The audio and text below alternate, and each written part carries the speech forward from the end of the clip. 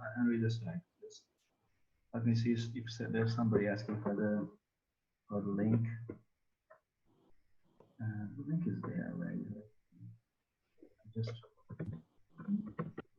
hashes here. Okay. He was the one also interested in the Hegel beat, but he's not here. So, well, yeah, we have to decide this right away. Are we discussing freely a little bit of the Hegel chapter, or should I start to share my screen? How do you feel about this, Reza? I think share your screen and allow the conversation to flow. I think that would be. Okay. Yeah, I mean, I do have something. I mean, the discussion on Hegel I would like to have with you guys is not so much based on the chapter, more based on the notes that I wrote on our website. Yes. But yes, I was going to approach that. I didn't have the time to include it in my presentation, but yeah, no, but don't worry about it. I think, yeah, but just to give my 2 cents, like. Yeah, I just wanted to. I think the discussion on Hegel that's more fruitful is the one that we have been developing, actually, not the one that is in the chapter. I'm not really that worried about all that business about the whole and the difference between being and being there for Hegel. I totally agree that the chapter on measures seem to sum up interesting some features of what Badiou is bringing, but without all the, of course, formal bent of Badiou's treatment of these issues, and of course with a set of different consequences that can be retrieved from that chapter alone. I'm not sure you really need to go back to the beginning of the science of logic in order to understand what's at stake. I think if you get any piece of Hegel's science of logic and compare it to the relevant pieces of, logics of worlds, you can see the differences. I mean, the philosophical differences, the background philosophical difference, because they are there orienting the stuff all the time. Yes. One thing that I would, I mean, just as we're preparing, I do think, I mean, I'm very interested in connecting the readings that we're doing to this, to the, let's say, to this issue of the theory of measurement. I don't think this is like, I don't think it's only a point of connection with, between Hegel and Badiou, that this is where they perhaps depart one from another. But I think that more generally, this is always a good way to get your mind in the right place to understand what's going on in this world, in this conception of world that he's presenting, right? Because the basic things that he doesn't want to talk about appearances or existence as happening for us. He wants to make it appear for the world. So it's something that concerns the interior cohesiveness of this. And I think that he downplays how close he is with this to a general theory of measurement, in the sense that to produce a measurement, of course, there's the whole Wittgenstein discussion on measurement and how you can't really talk about measurement as an objective thing because the unit of measurement is actually context-based and things like this. But it is a different. No, I'm with you on this. This is a different concept of measurement. I mean, it's not, much more. Yeah. So my impression is that he downplays this, and I just shared with you guys on the chat window here a book by one of my heroes, that Robert Rosen guy. You know that he has that book on theoretical biology called Life Itself, but it's actually the third book of a trilogy that begins with a book on measurement called Fundamentals of Measurement and Representation. The second book is called Anticipatory Systems, and the third one is called Life Itself. And so you see that he gets to all of it is follows a similar insight to Badiou's, the idea that category theory has machinery that is adequate for you to to formalize this sort of intra-worldly appearance, right? This way of things to cohere towards there in this sort of immanent way, rather than to us, to presuppose an external observer in a way. And for him, this is very important because what it means to evaluate the living being, what it means to experiment in biology, that's a very serious question for him. And the idea that a theory of measurement adequate only to mechanistic systems is not enough for biology. So he goes backwards rather than forwards. Rather than building on top of it towards complexity theory, he builds backwards, dismantling sort of mechanistic approach. What is it? What is it restriction of, right? Mechanic system. What is it restricted class of a larger thing? What's the general view of this? And so the first thing he does is precisely to come up with an idea of measurement that is generalized with regards to mechanics, classical mechanics, and even quantum mechanics and so on. So I feel like there's a very similar attitude, and I think that this is, though this is a very hard book, like hard to read, and that definitely most of it is out of my depth. I do feel like there is this underlying commitment to similar things. So there might be at some point an interesting bridge we can cross with that. But just since we were talking about this and talking about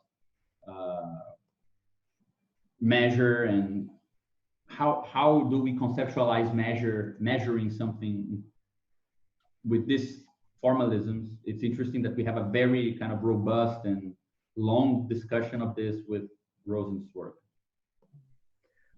In my view, I have now you guys summarizing your points. I have 3 points about Hegel's chapter, if we can talk about them. One is that what is very dear to my heart, and that is difference in method between Badiou and Hegel. That Badiou's method is more towards a generative method, if I can summarize it, whereas Badiou's method is axiomatic. So that is something that. Sorry, you said Badiou was generative or Hegel was generative? Hegel is generative, and thank you. And Badiou is axiomatic, and I think this is important in the other 2 points. The second point, obviously, the category of the whole, which is tightly related to the method that Hegel and Badiou have. Now, when I say Badiou is generative and Hegel is axiomatic, it's not absolute. Like there are generative elements within Badiou, and there are axiomatic elements in Hegel, but the dominant way of thinking, or the dominant way that they are presenting their system is swings on one side. I found something related. Swing sometimes something between this and that. The second one is the category of the whole, and then the first one is sorry. Let me get rid of this. The third one I think is important, that in relation to the category of measure is, as you guys know probably better than I do, measure for Hegel is a moment of the overall development of logic. Actually is the last moment of the category of quantity, that from right there it leads into essence and appearing. Yeah, but last category being that right. Leads to essence. Right. So, but for Badiou, transcendental is not, along with the first point that his method is not generative, transcendental is not a derivation out of being. Appearing comes directly from being. Being there is a direct derivation of being. There is no measure in between. So it seems that there is a tripod here for Badiou, that he has a being as a multiple, and then he has being there as the localization of being. And then he has this concept of transcendental, which is completely separate from the being and being there, which basically provides the measurement of how much being is in being there, or how much of being there, how much, if we can say, how much localization of being has taken place within within being there. So for me, these are the 3 points actually map into 3 sections that he has in his Hegel's discussion. So these are the 3 points that I'd like to. But one thing I would say just for about this third point, that I do think we struggled with it a bit last time, and that I do think it's also one of the most complicated. I mean, it's one of the things that we gain with this a particular approach that he has, right? We're going to discuss axiomatically what a world is. He's not going to describe it from reality. Is that the machinery he's using to do this makes it equivalent to talk about localization and transcendence. Meaning, when you say localization of being there and evaluating being there, those are not 2 separate steps. Those are the same step. There's nothing to localization other than itself. Like, because localizations are one thing is localized in the other. They're not all localized on a third thing, right? And I think that this is something, I mean, what I think Hegel did understand about measurement that is very ridiculous, but it's very profound. And I think it's also key to reading Marx, for example, is that the production of a measure is a splitting of a certain entity or a certain space into 2, whereas then you have a correspondence of a part to a part,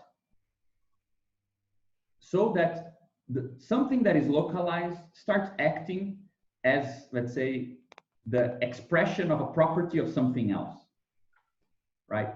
This is also what Marx says about the value form. He says, when you say a cup of coffee is worth 10 pence, 10 pence are expressing something about the value of the coffee cup. They're not related to a third thing that is a substantial or really existing third thing. The third thing is simply, let's say, the precise relation that is established in that way. So value is not, let's say, an underlying hidden thing. Value is the very invariant or very structure that is spelled out when comparing a cup to pence. You arrive at this equilibrium: 1 cup, 10 pence. So, because otherwise we get the idea that a measure is something outside of the world. But for example, let's say you have an extension, like a wall. To measure a wall, which is an extensive thing, you need something which is equally extensive, like a ruler or a part of the wall, that you can then compare the whole of the wall to the part of the wall, right? So there is an immanence before there is a transcendence, let's say. There is a continuity at the level of substance, so to speak, before there is a discontinuity at the level of relation. Something is being measured and something is measured.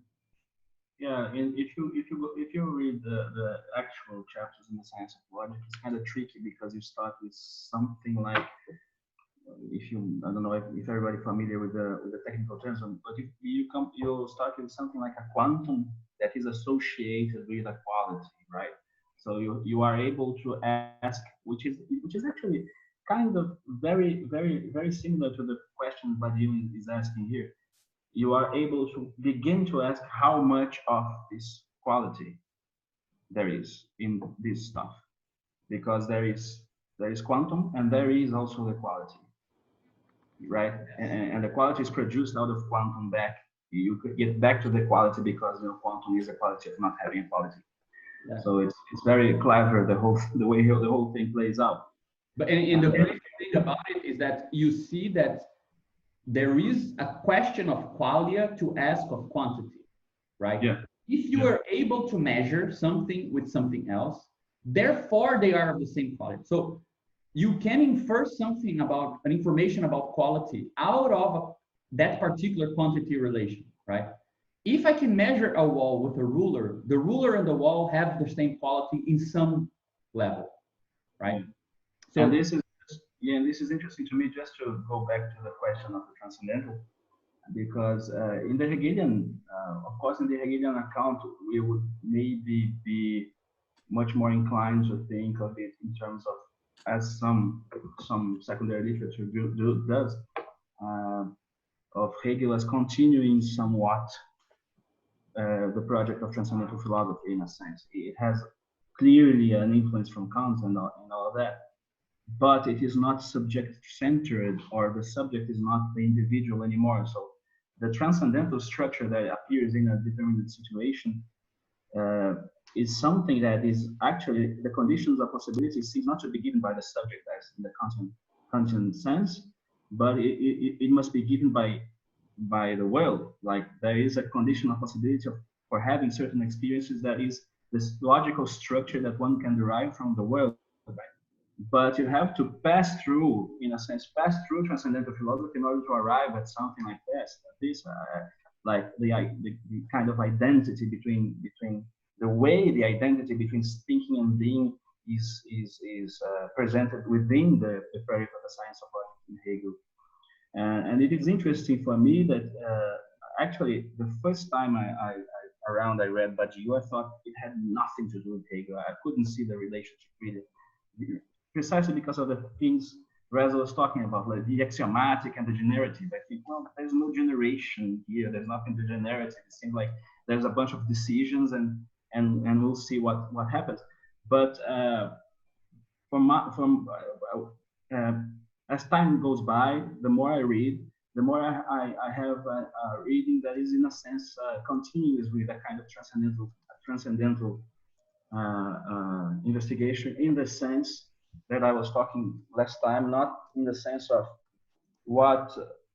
how do I know, or what kinds of structure I am able to account for, but what are the conditions of possibility for the constraints to what I am able to know, because the constraints themselves are the negative, in a sense, to what I am able to pierce through, right? If you are still in the framework of transcendental philosophy. So it's pretty continuous in a sense. So, but you have to in a sense, in order to, if you want to compatibilize something like this, the Badiouian account, the subjectless Badiouian account, to an account that takes to something that takes into account the individual perception and things like that. It's almost like you have to mobilize a modal argument, in a sense, like the way if somebody else could, if you are in the framework of transcendental philosophy, somebody else could describe such phenomena, they would describe it in a somewhat similar way, because there is something objective that Badiou thinks might be captured by this heightened algebra that makes it possible a certain set of different ways of description, and it's not reducible to one description only, or it is not determined by the linguistic, and the perceptual apparatus by itself. So this is really interesting, the different comparisons one can make between all these things. But I feel I have a quite somewhat different take on what it means to be axiomatic and generative, because this is one of my difficulties with Badiou. Sometimes I'm looking to a generative account, and if I go back to the formulas and I look how the formalism is played out, I think, well, I cannot generate things with this. I can describe things with this, in a sense. Like the axiom, of course, generate things in the order of the model. The model is generated by the axioms, right? So the choice of the axioms are, in a sense, the choice that enables the powers of description of a determined, framework, mathematical framework, not necessarily a linguistic framework, if you want to make this distinction, and this distinction is relevant if you read Badiou to his letter, right? So to me, the axiomatic is not like this kind of disconnection to the given.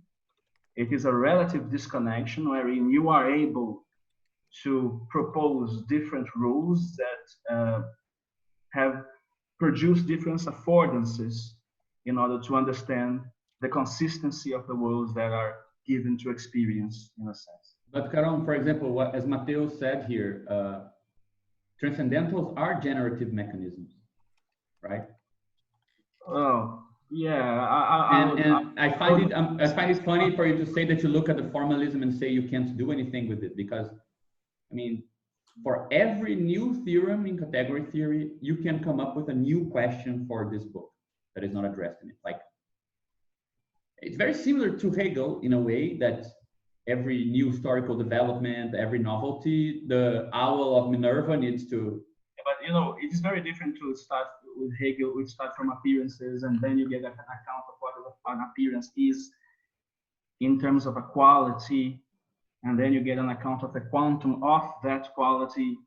And this is very different from starting from a kind of a formalization of worlds that stem from a conclusion, a logical conclusion of the inexistence of the whole. This is much more abstract in the sense, much more abstract than the Hegelian. I think what Gabriel is saying, and I see his point right now, is if we wanted, knowing Hegel, if we wanted to rewrite the beginning of logics of words, we would write it in a much more Hegelian way, such that measure is basically the difference, or the gap, fills the gap between being and being there. So it's not something that haphazardly is added here just because mathematics uses it.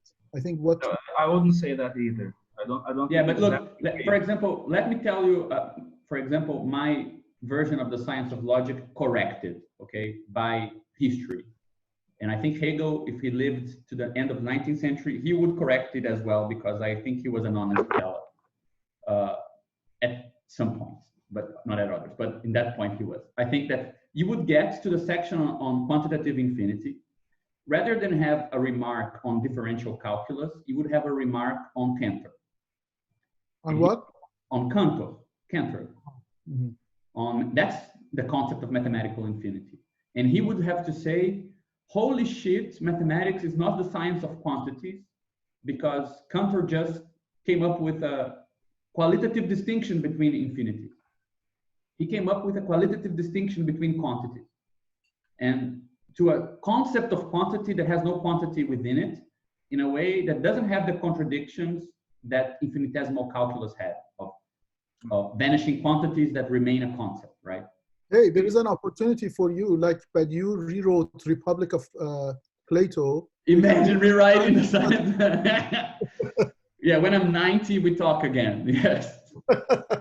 But imagine this. So what does he do in the remark on differential calculus? He says, look at this mathematics. These guys, they formalized a problem from physics, acceleration and so on. They came up to a deadlock because they come up with a concept of quantity for infinite quantities, infinitesimal quantities, that has no meaning, no content. There is no definite quantum inside of it, but it keeps the idea of quantity. And he says, this in itself is not a problem. This is what philosophy does. But mathematics, look at it, it's so poor as a language that it cannot continue that development. It's stuck there. It turns concepts into signs that are exterior to each other. That are exterior to each other, right? And that it's stuck. So let's get back to philosophy. That's what he does. So instead of that, in a kind of butterfly effect movie sort of way, we go back to that moment in the mathematical concept of infinity and science of logic. And Hegel says, but look what happened later on. This guy came and working on the same problem, which was infinite trigonometric series, came up with a concept of, not a concept of quantity, but in the struggle between quantity and infinity, the actual concept is of infinity, not of quantity. Quantity is the thing we let go in the process, and we stick with infinity. And lo and behold, we don't have a difference between quantities. We have a difference between infinities, right? So this means that the question of how much, the question of quantity and quantum, is posed within different infinities. He would be doing accepting a concept of axiomatics, because those infinities are not differentiated via pure generation out of the finite, right? And he would arrive at the concept of measure already with the idea of cardinality, which he didn't have. Now, Hegel, with the idea of cardinality and the idea of infinity, he would be with everything he needed to talk about what Dedekind did. Dedekind was very Hegelian, to define infinity as a set that has the same measure as a proper part of itself. That's a definition of infinity, true measure, right? Yeah. Like a set is infinite if it is its own measure. So there you have an immanent concept of measurement. It's not the infinite being measured by the finite. It's the infinite measuring the infinite. So you separate the idea of measure from the sort of general oneness. There are now multiple forms of measure. You would have Badiou's, you would arrive very closely to Badiou's idea of measure. Yeah, but you wouldn't be able to pass on to essence in the same way.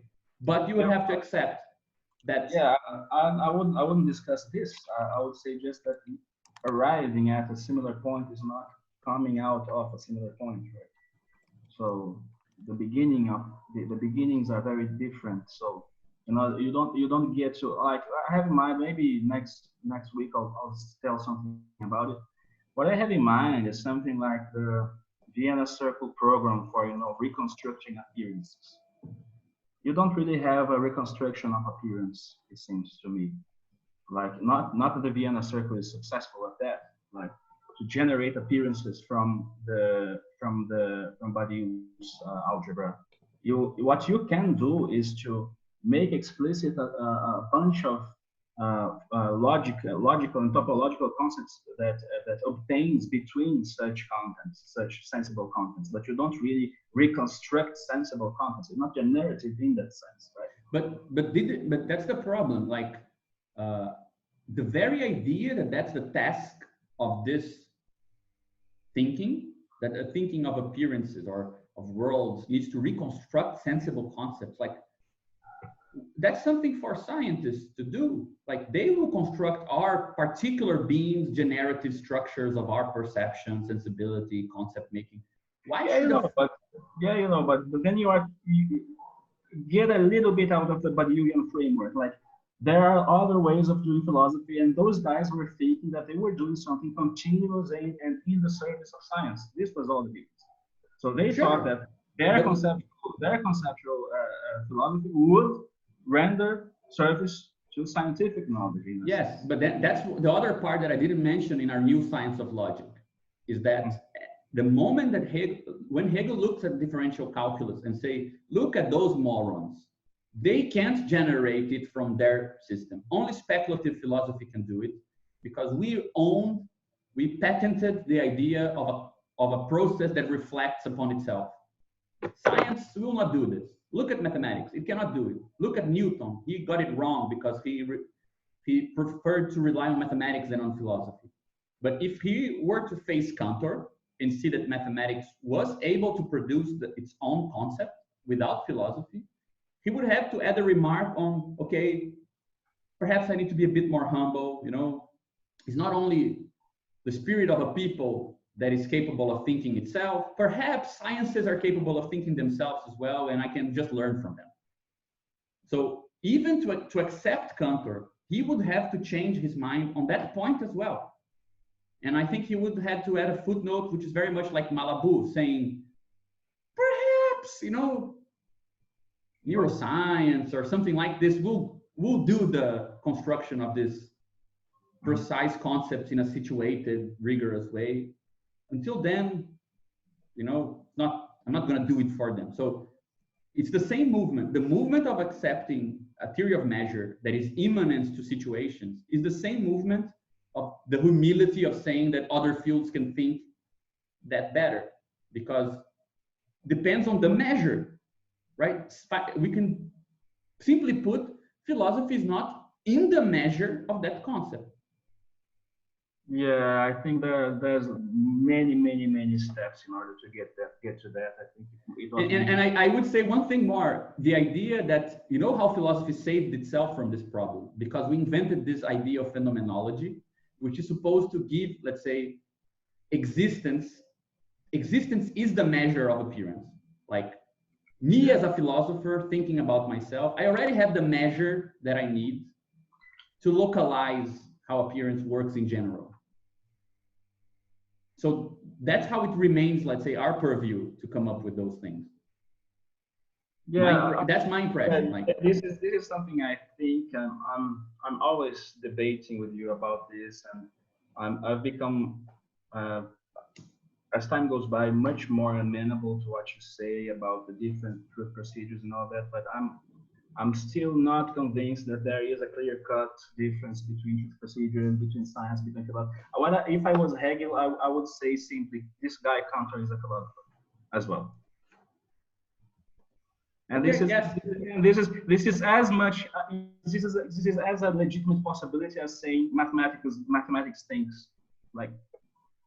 Okay, sure. But in the end of the day, this puts some pressure in the idea of this definite. Yeah, I just want to see the guy who says this. You know, I just want to see the guy who says this. No, but this is all philosophy. Like putting on the lab coat, going to the lab, doing experiments, and saying, "No, I'm a philosopher. I'm a philosopher." And going to the streets, organizing, and saying, "No, I'm being a philosopher. I'm being." I mean, whatever you need to do, man.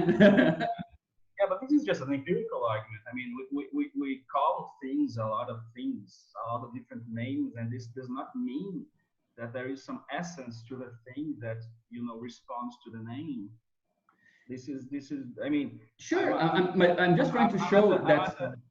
I'm just trying to show that there is a path. There is an argument for the embedding of a thought in a specific world out of a theory of measurement. Like to say measures are immanent is like you can derive from it a problem for philosophy that I think Hegel came very close to facing when he had to do a very weird acrobatic trick with regards to the mathematics of his time that he knew very well at the time. When I first started studying this, I thought he was a moron, but he was very good at it. But he has to give like the weirdest acrobatic trick. He wouldn't do this to almost any other field, but he did it to claim at the end, like, I have a general overview that I can tell you that structurally these guys cannot realize what they're doing. Like they can't move forward without us. Like the only place where the contradiction between quantity and infinity can really be made apparent is in philosophy, because we work with self-reflection and we work with this sort of reflexive speculative thinking, and there is a very strong relation between the thesis of there is only the whole and this, because the whole is the only measure, right? So only those who are on the side of totality have access to a measure for Hegel. So it makes no sense to pulverize measurement and, let's say, evaluations, to localize evaluation and say, in this place, we need to evaluate in this way. In that place, we need to evaluate in that way.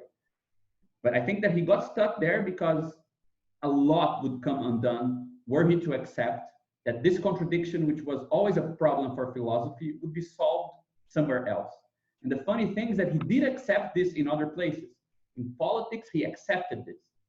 Like, he doesn't say philosophers worked out the relation between necessity and freedom in society. He says Robespierre did it, and French Revolution did it. And we are coming after it. And they revolutionized thinking. But when it came to the sciences, he was not ready to accept that the all of Minerva comes at dawn.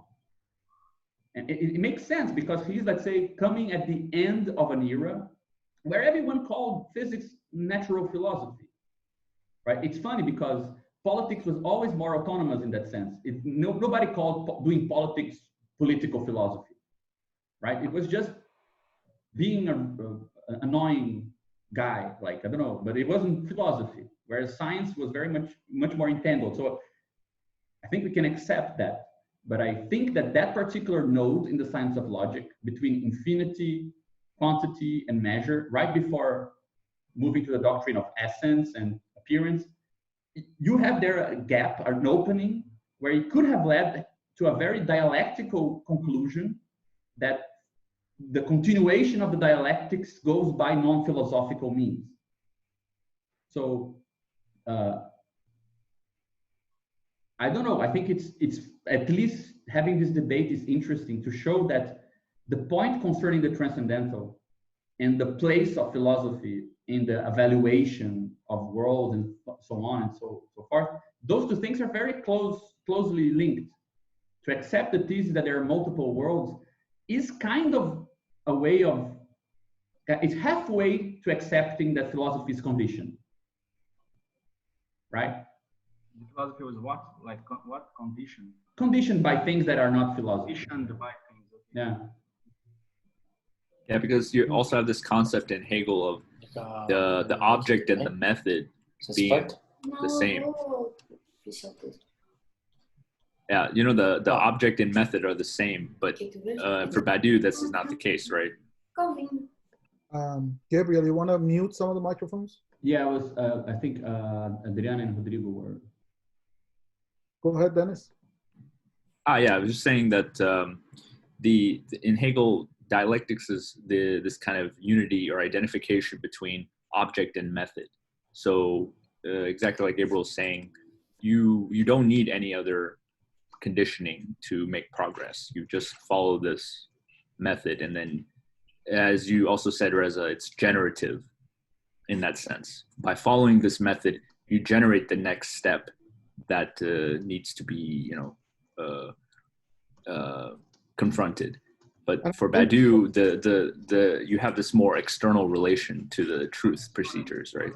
Yeah, this is what I The bit that you just said, I want to ask a question later, but I just wanted to follow that comment. So coming back to this conversation, which I find it really, really interesting and illuminative, is we have a movement in Badiou's philosophy from being to being there. And this concept of transcendental sticks out, that Badiou is not basically grounding it philosophically that well, I think, in my view.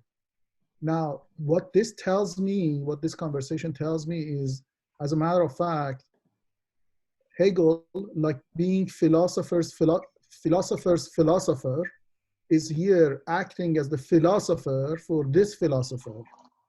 And really, we should go back to Hegel and understand the relation of being to being there in science of logic. That the relation between being and being there is really going through the concept of measure. That is how these three things is tied together. Yes, one thing that I think is important, and I try to do that in the notes that I wrote, and it's a project that I'm developing also more generally. Sorry. Is this the right conceptualization of what we are talking about? Before we move off the topic. No, I think it's very connected with it. I'm not sure exactly what is the final word on it, but just to give a different example of the same thing, right? For example, I'm very, very interested in the kind of analogy that you can find between two moments in Hegel's system where you see him doing the same thing. Because the thing that, in fact, I think that this is kind of, for me, the crowning point, because it shows that it concerns the world. The term world is not a term from science of logic, but it's a term from the philosophy of history for Hegel. World history, meaning not the history of someone, not the history of particular group, but the history of the world. And he makes the same strategy and avoid the same path in the philosophy of history concerning the passage from non-history to history.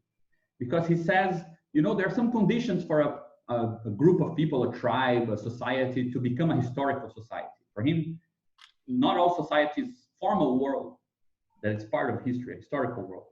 And the conditions are that they're separate enough from nature that they can impose their will onto their life, meaning that the objects and relations express something about their will as a people.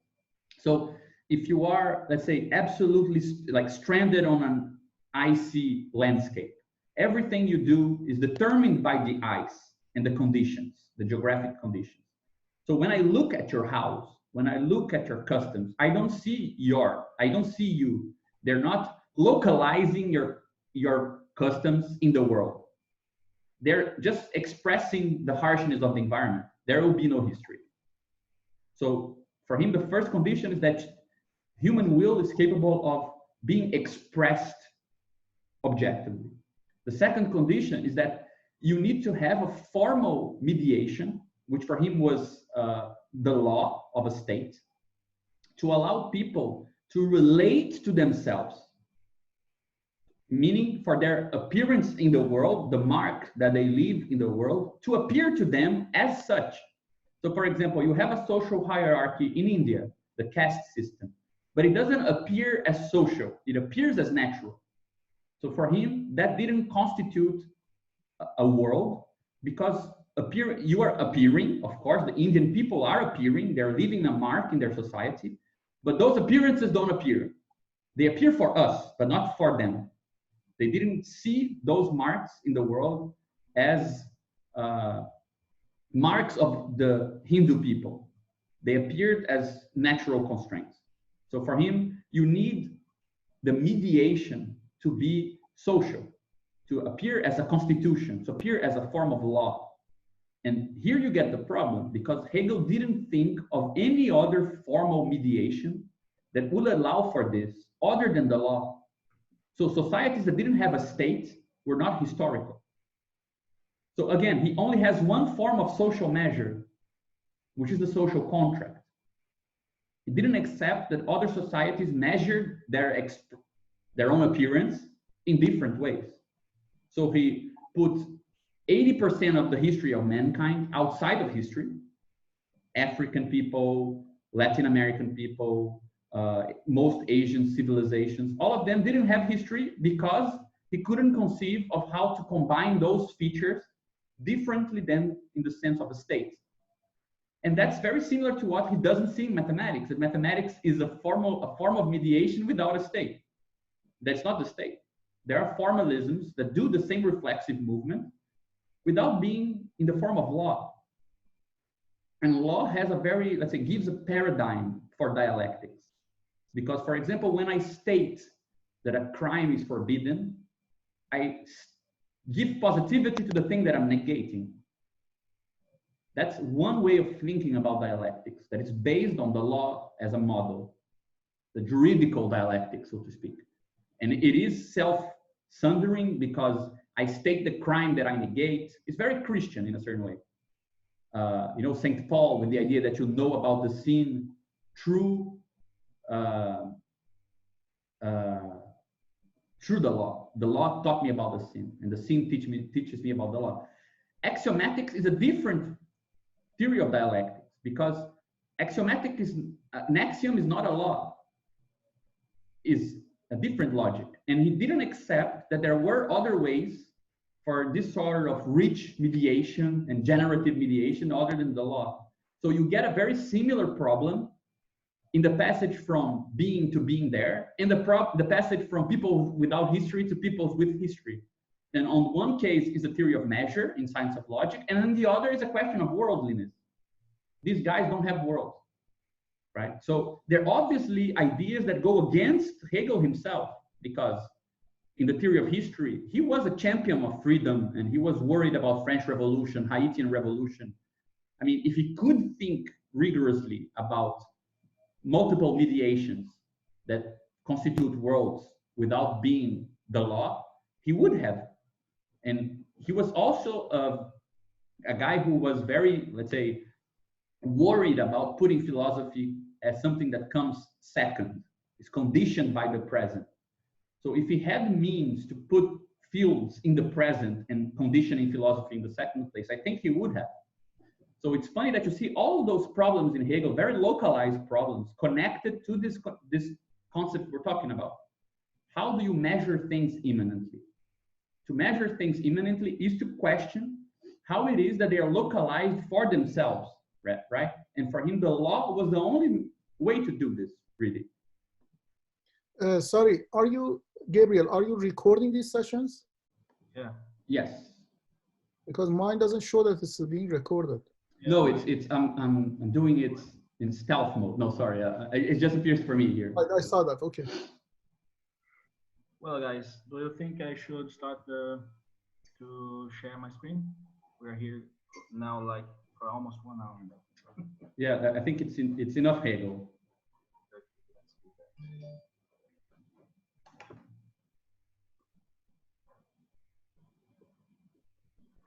Well, I wrote a little something here, some with mostly the quotes and self-quotes of our group, like this graph here that appeared last time in the beginning of last session, that was trying to map the structure of the first chapter, right? Like it goes from topic to topic. It begins with the inconsistency of the whole, then we talked about local consistency, relative difference, operational closure, and these were, from what I understand, these were sufficient and called for the 3 next operations, like minimum, conjunction, and envelope, which are actually the operations, the operations proper to the transcendental. And those operations also had some consequences, right? These consequences was a certain understanding of these operations as constructing a notion of dependence or ontological dependence or phenomenological dependence or something like that, right? And then you have the reverse, which is a specific kind of relation of envelope, right? And the maximum, which is the same. So this was what we gathered from the first chapter. So the third one is supposed to kind of go to follow these steps, giving the formal versions of this stuff, right?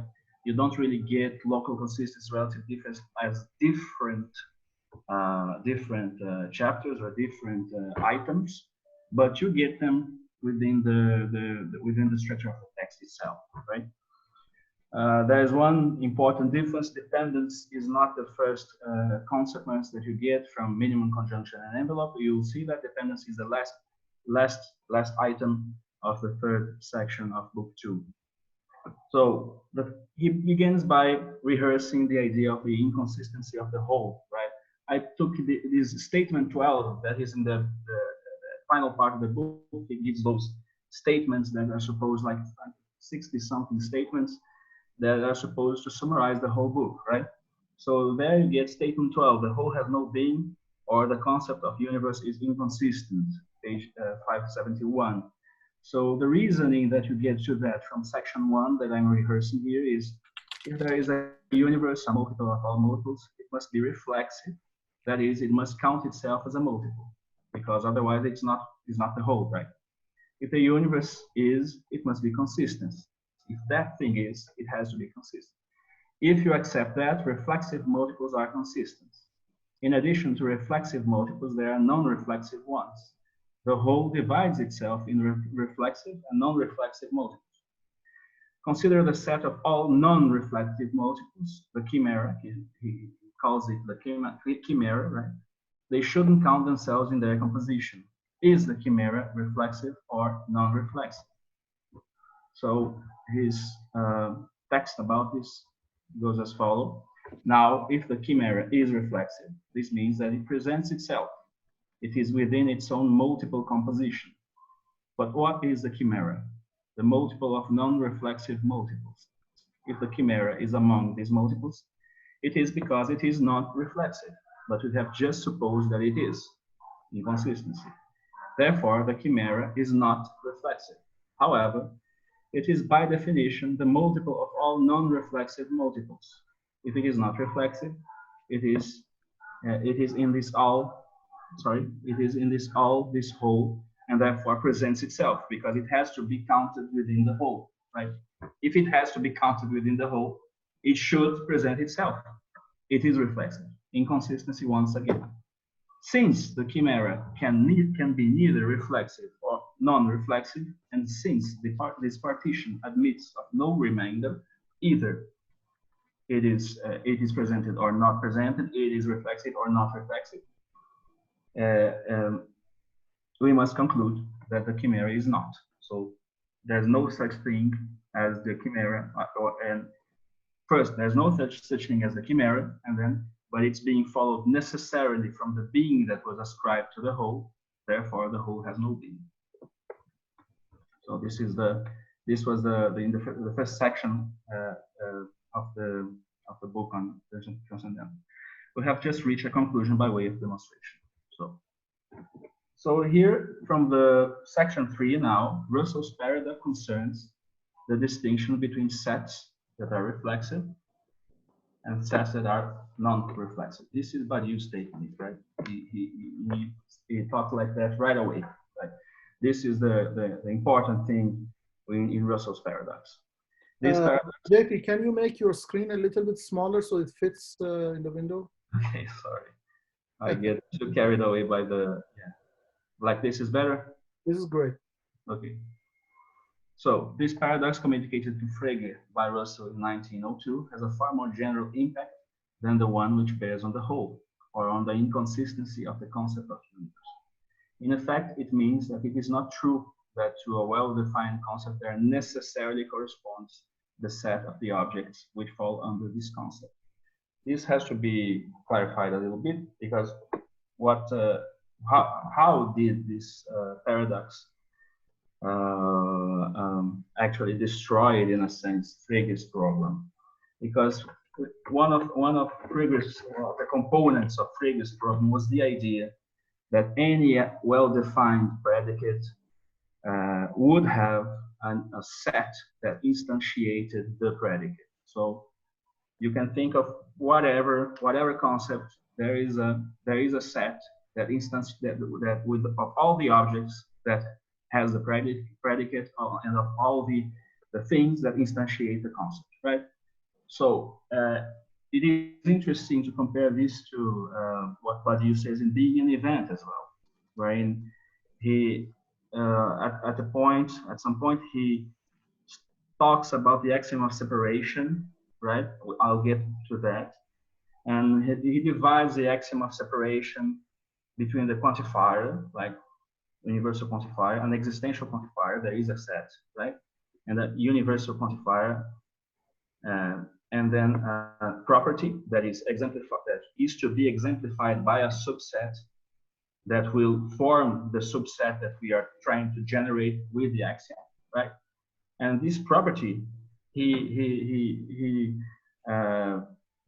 defines it as a knot in this, a kind of a knot within this axiom that pertains to language, right?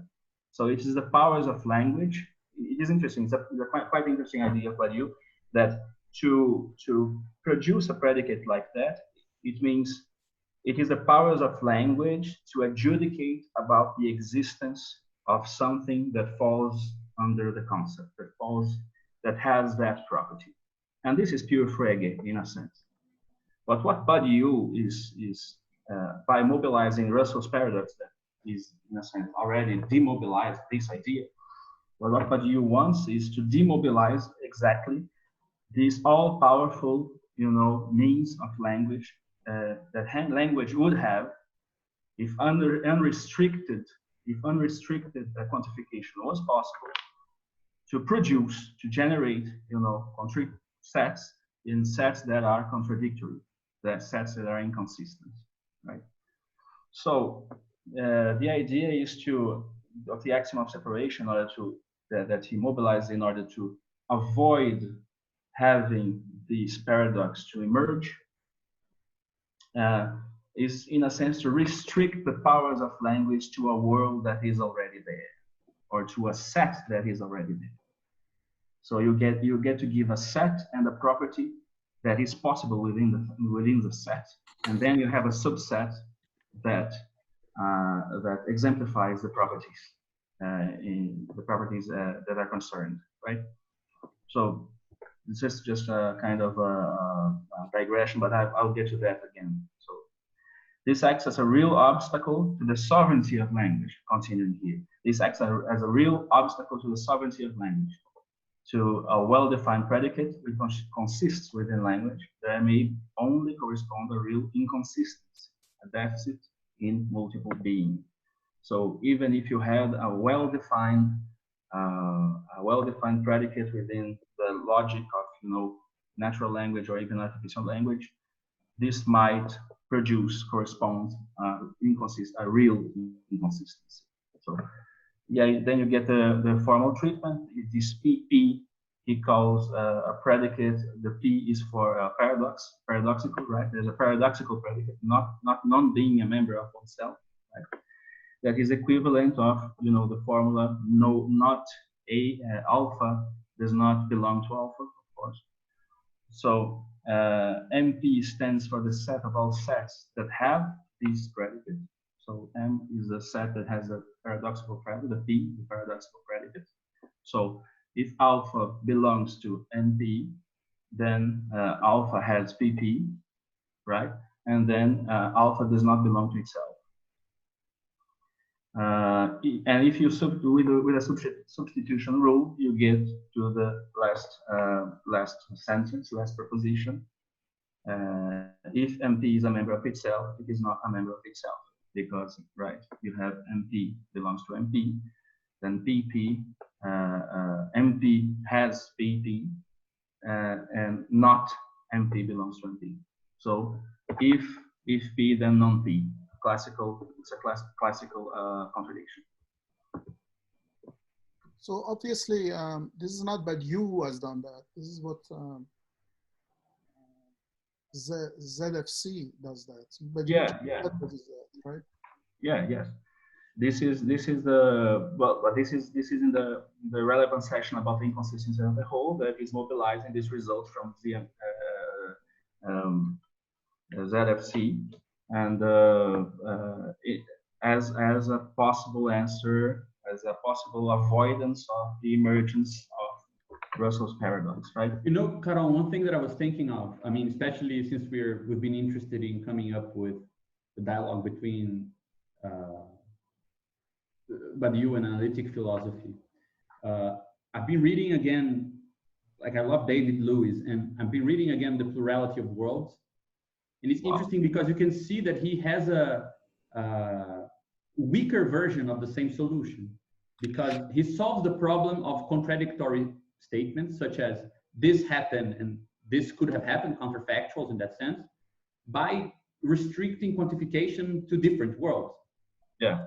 Right? He says, when you think you're dealing with a concept without an object, you can actually locate its domain in a parallel world.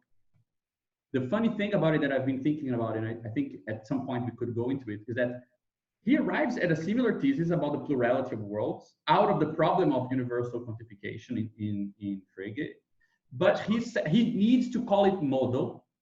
He needs to qualify that one world is actual and others are possible, right? Yes. Whereas the Badiouian solution is modally neutral. Yes. Where the relation between worlds is still not like that's a posteriori we'll see that, but like Badiou, let's say we could call this the strong and the weak thesis about the plurality of worlds. You can derive the modal theory of multiple worlds where one is actual and the others are possible. That's, let's say, the weaker version of the solution, because it still will have some other issues on top of it. And the stronger one is where, let's say, you still remain outside of the issue of modality, right? Yeah, I mean, there are some caveats to that. It seems that Badiou does not at all want to have, inconsistent world. This does not make a world to have an inconsistency like that, right? Whereas inconsistency within David Lewis, you can have two different types of inconsistency, and you can reiterate a kind of inconsistency within a counterfactually fabricated possible world, right? There's an inconsistency here, like I am here and I'm not here explaining this stuff to you guys. So in the David Lewis sense, this amounts to say there is actual world, I'm here, and there is a version, like a possible world wherein JP didn't come to the meeting, in that possible world, right? Yes. So in that way, you kind of resolve contradictions, because you are segregating the objects that are the target of the property, of the paradoxical property. You are segregating in two different worlds, right? But you can also have a world that is in a sense paradoxical, right? No, I don't think. He says, I have no use for impossible worlds. Yeah. And what I wanted to show is just that to save language as the sovereign power. That's why he does this, because he says. Yeah, you're right. The impossible world. Yeah, this is the thing. If I remember correctly, a predicate that is uninstantiated in any world is a predicate that is impossible. It is his concept of impossibility. Yes. So yes. modality gets reduced to a kind of actuality. Yeah, there's only necessity and possibility. Yeah. So if it's true in all possible worlds, it is necessary. If it's true in some possible worlds, it is only possible. And if it's not true in any possible worlds, it is impossible. Yes. Right. But I mean, I don't want to like take us away from the meeting, but I just think that there is a very interesting debate there. And it's amazing because he begins by saying, you know, sets are for mathematicians what logic is for philosophers. Sets are this, let's say, they give us finally the domain to quantify, to restrict quantification. When mathematics talk about something, you can always refer back to a formal structure that is a set. And so it really is a paradise for mathematicians. And logic, you know, logical coherence, this will be the paradise for philosophers, because if we can refer back to a logically coherent world, we found a referent. But it's funny because what he calls logically coherent is a restricted version of logic because it needs to be reducible to language. Yeah.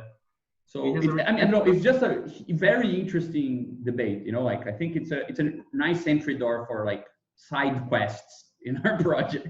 Yeah. That's good. That's a good point. Yeah. Does everybody follow this?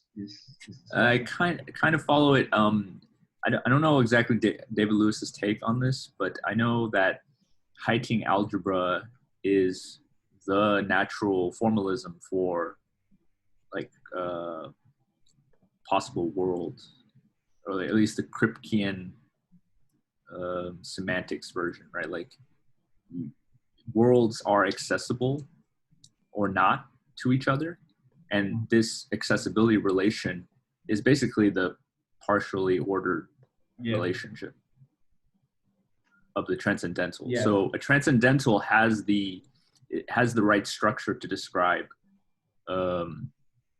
this logic of these kinds of statements, right? Like, But then the logic is, let's say, you have a logical space, not in the sense that we recognize from formal classical logic that it is sound, but it's a logical space in a more interior sense, right? Yeah, like from within a world. Yeah, from within a world, yeah. Oh, within a world, yes. Yeah, it's not like we compare worlds to the logical schema and say it fits, it's possible. It doesn't fit, it's not.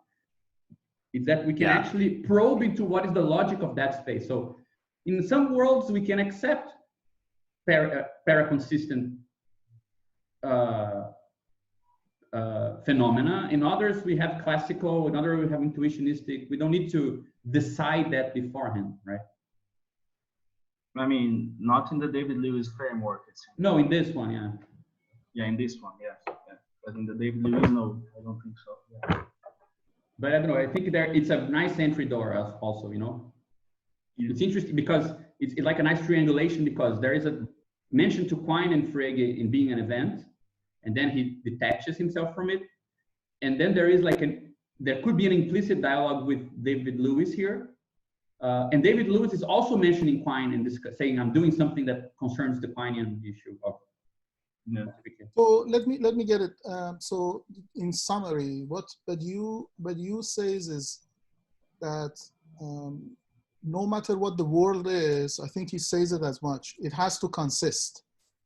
And for him, consistence is a certain condition. And I think that condition is the condition of existence, not in a language, but actually out there. Whereas David Lewis is saying that if it consists in language, then it is out there in a sense. Pardon? With what David Lewis says, which is interesting, is that if it consists in language, it is out there in some sense. Yeah. Like there is a possible world that corresponds to that picture that you're talking about. Right. Okay. But what is but do we know? So obviously for Badiou, when it comes to ontology, what the consistence is decided by axiom of separation. That's for sure. Mm-hmm. Yeah. But when we come to logic, the same way that transcendental is the superset, is the canonical, we can say canonical origin of Boolean transcendental. Can we say that there is something that is less restrictive than axiom of separation? Yeah. We cannot do that. We cannot say that because there is no being there. So we cannot have being there of beings that cannot be because of axiom of separation. Or can No, we? but look, just separate two things. Like when we're talking about worlds for Badiou, we're not talking about beings. We're talking about how they're localized. So I can have two different things being the same. Yeah. Or I can have one thing being different from itself. It's very much like an expansion, Reza, of what he does in Mark and Lack when he constructs within a formal system an inconsistent idea, rather than talk about the inconsistency of the formal system, right? Well, thinking about a simpler example, like the word of opera, like none of these characters actually do exist. They just exist in some art form, so to speak. And he's talking somewhere, he's like saying, let's make an example of not a real world. And then he talks about the bluebird and the bluebird and Millicent. And Marianne, yeah. So like they have a sort of existence that is out there, if you want to say, in some sort of opera that is written, some sort of libreté, but I would say there's I don't think that Badiou is really concerned with fictional worlds, this kind of stuff. Because no, I think he had a theory that accepts all of that, because to consist as a world is to consist logically. It's not to consist ontologically, right?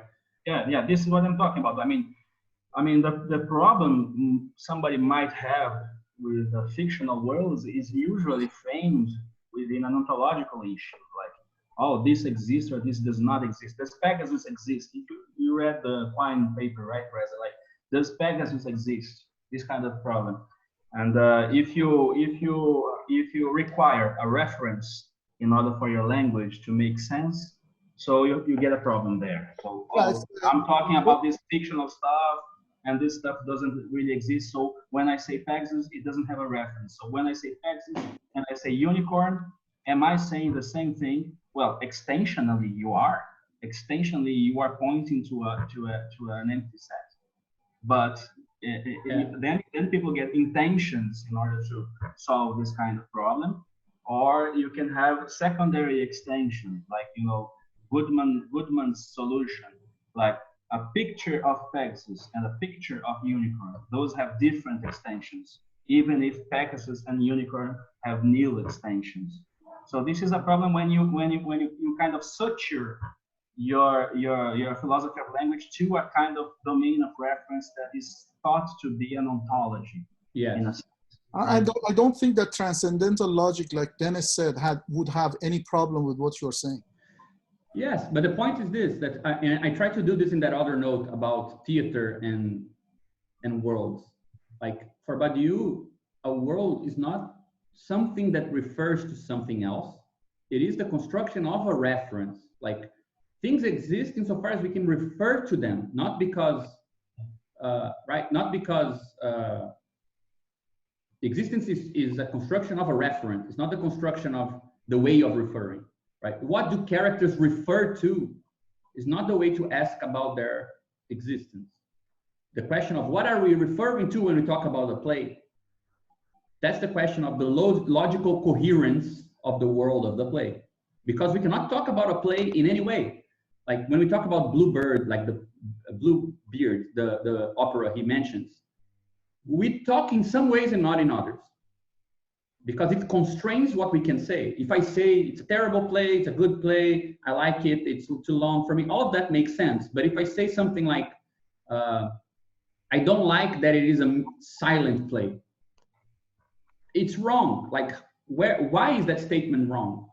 Because as a reference, the play exists, like that logical coherent space where the music interacts with the characters and the songs and so on, that all forms a coherence. So I think logical consistency and ontological consistency are different. Of course, to ontologically consist, that sort of relations needs to be instantiated in certain beings. I don't think they are different. I think even ontologically speaking, there is a being of that opera. I mean, the axiom of separation does apply in that case. I don't think there is any difference. No, man, no, it's not. There is a difference, but they are connected. Like a play exists either as a libretto, either in a written form, or as people playing, and there is the being of the people playing. Right. Yeah. So it is not that you are talking about in logic. You can talk about. You can talk about consistency of appearances of beings that are inconsistent to be. Yeah, but look, this is just, I think it's important to have the, let's say, just the right approach to this so that we don't get confused. Like, let's take what I was saying. A theater company is putting on a play. Can a play exist without anyone either writing it down, talking about it, or enacting it? No. So it depends on some consistency of multiples that are, let's say, supporting that appearance, right? They're localizing its relations in a certain way. But are those relations reducible to those actors? No. Other actors can play the same play, and we will refer to the characters in the same way. So there is a loose gap between the consistency of the multiples, let's say the 5 actors, and the power set of relations they can have, right? Let's say we are, how many people here? 8. We're gonna put on a play. There are 2 to the 8 number of relations we can establish. That's the being. But what relations we're gonna establish? How my relation to Caron's character exists. It exists because I will act in some way towards him that expresses something of that relation, and then we both relate to Dennis in a certain way. Those relations, if they consist in a certain way, that's a world, and it can be instantiated with different beings. So there is some gap between the two things. No, I realize, obviously, there's a gap between being and being there. What I was commenting was, if a being is inconsistent, obviously it is not. And therefore, there is no localization of what is not. But the word of being there is different. It has a lot more variations than the word of, or the situation of being. Yes, then I would say, I think we can say it like this, like when we want to look at something from the ontological point of view, according to Badiou, we adopt classical logic goggles because ontological consistency is entangled with classical consistency in the sense of non-contradiction. But when we want to explore worlds, we need to see what is the logic of that world. And it might be the case that in certain worlds, we have a paraconsistent logic where to be in a place and not to be something and not be something, those things don't really play in that consistent way, in that classical sense. Absolutely. I mean, this So, is this. Yeah, Okay, but so we have a richness of logics. We don't need we Like don't the impart the example- logic of the substrate to the. Yeah. Like the example of women, a woman does not exist. You're talking about the word of psychoanalysis. that sentence has a meaning. If you take it out of that Exactly. word, Yeah. then it's a ridiculous assertion. Exactly. So. Yeah. Exactly. And So the there you. I mean, you just did exactly what I thought analysts should learn. Yes. And by the way, did you just call Karen a character? Of course he is a character. No, I said he would be the actor playing a character. I am a character. I'm not an But actor. look, this is what I find beautiful. Like there is no modes of I mean, there are worlds in which things exist, but there are not different qualities of existing. Fictional existence versus real existence. Yeah, Sure, yeah. the world of ontology is classical. And the world of some this goes in tandem with the fact that it is modally neutral. I mean, yes, it's modally neutral, exactly. So you don't get at this stage. Maybe you could, as Dennis, I think Dennis was writing something in the chat bar about this. Maybe you could at a later stage talk about the difference between a non-fictional and a fictional world and see if there is something that corresponds to that within this machinery. If there is a way to make a difference within that, but at this stage, no. At this stage, it is neutral regarding the veridicality of the relation. Yeah, we're very much in the beginning. We're too far away from the question of what counts as fiction and what's not fictional. Yeah. Because I have the impression that that's a distinction that it's only meaningful within a world. Like in politics, we can say that guy is saying crap about this world, but the idea that there are worlds that meaningfully call fiction, he would just call artistic or whatever. So rather than emphasize, let's say, the lesser quality of that existence, he will just give it a different domain. Yeah, which is interesting because one of the problems of analytic philosophy of aesthetics, in a sense, is it runs into these issues because it is too early concerned about veridical character of its assertions.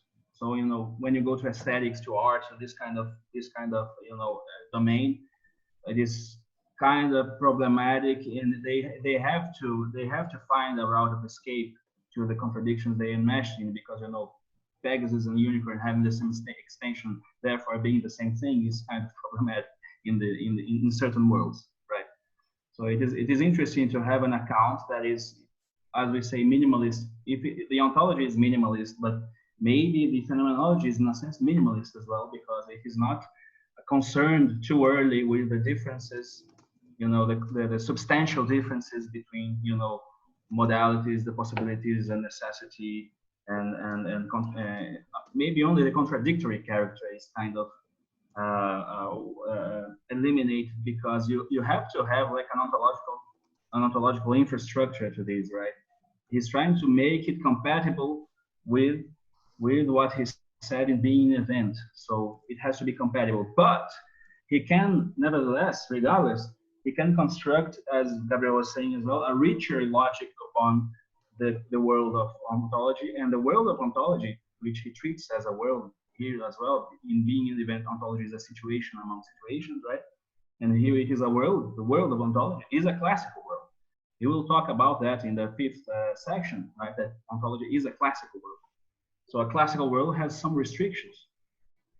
For instance, it seems to me that the logic of the worlds proper is not classical. It seems to be a kind of near an intuitionistic logic. You don't have paraconsistency because you still have contradictory statements don't apply. But you don't have this you don't have the law of excluded middle, it seems to me. So it is closer to an intuitionistic logic, which is very different from the classical world. So you have like a kind of a richer structure wherein you have an intuitionist logic that can behave as a classical logic in some cases, as we'll see in the relationship of the reverse between the minimum and the maximum. This follows a classic rule, the classic rule of negation, right? So should I continue? Yeah. So yeah, so then this was, of course, we got enmeshed in this discussion because, well, this doesn't really has to do with logics of world, but you know, he motivates the thought of local consistency because of the inconsistency of the whole. So this is why again he rehearses that argument that is also present in a sense in being an event, right? So if consistency is not guaranteed by a top-down approach, since the whole is not, it must be constructed from below. This amounts to a local consistency. So here's his quote: "But as we have just seen, there is no whole. Therefore, there is no uniform procedure of identification and differentiation of what is. The thinking of any multiple, whatever is, always local, inasmuch as it is derived from singular multiples and is not inscribed in any multiple whose referential value would be absolutely general. Let us consider things from a slightly different angle. From the fact that there is no whole, it follows that every multiple being enters into the composition of other multiples, without this plural, the others, ever being able to fold back upon a singular, the other. For if all multiples were elements of one other, that would be the whole. But since the concept of universe inconsists, as vast as the multiple in which a singular multiple is inscribed may be, there exist others, not enveloped by the first, in which this multiple is also inscribed. In the end, there is no possible uniformity among the derivations of the thinkability of multiples, nor a place of the other in which they could all be situated. The identification and relations of multiples are always local." Right? So one important consequence of this is that, as seen with the problems entailed by self-reference, is that predicative separations for Badiou can't be a consistent way to sort out all that compose a whole, since the whole is not. More can be said about this, hopefully, in the next session. The paradox of self-reference ruined the automatically posited separation through predication. On the side of ontology, this is an important justification for the adoption of the axiom of separation. The axiom of separation draws the conceptual consequences from Russell's paradox. This paradox shows that one cannot pass directly from a predicate to the multiple of the beings that fall under this predicate. Keeping this in mind, we introduce an ontological condition. Given a set and a predicate, there exists the subset of this set comprising the elements that fall under the predicate. You no longer say, given P, there exists M such as alpha belongs to M and that alpha is P. That would make the entirety of language inconsistent, Russell's paradox. You say instead, given any E and P, there always exists an E that is included, an EP, sorry, I don't think it, I copied correctly. There is an EP that has a property that is included in E such that alpha belongs to E and alpha has the property P. You can separate in E all of the alpha that belongs to E, which fall under the predicate P.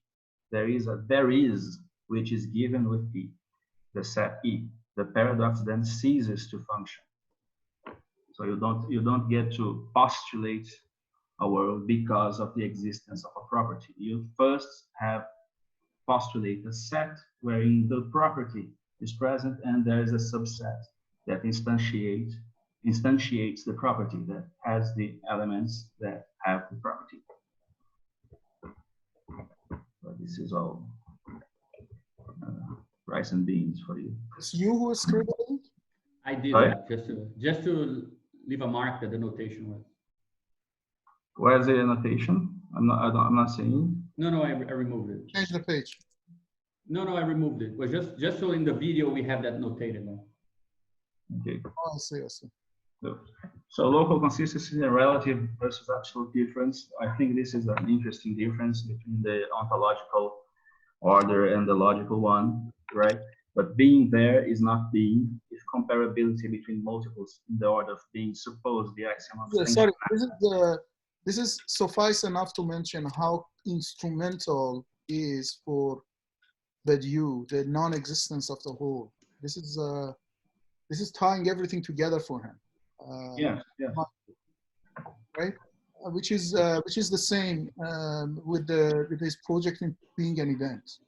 I mean, for the same reason that we have presentations of being, we have multiplicity of presentations. We have here localization of being in being there. So that is a very, very crucial philosophical move for him. Yeah, and for a lot of different projects as well. I think Badiou has a specific way of dealing with this. I'm interested in comparing this move with other ones. Like we were discussing that Paul Livingston book, right? He mentions like other strategies, like maybe the dominant strategy within continental philosophy would be just to accept inconsistency, right?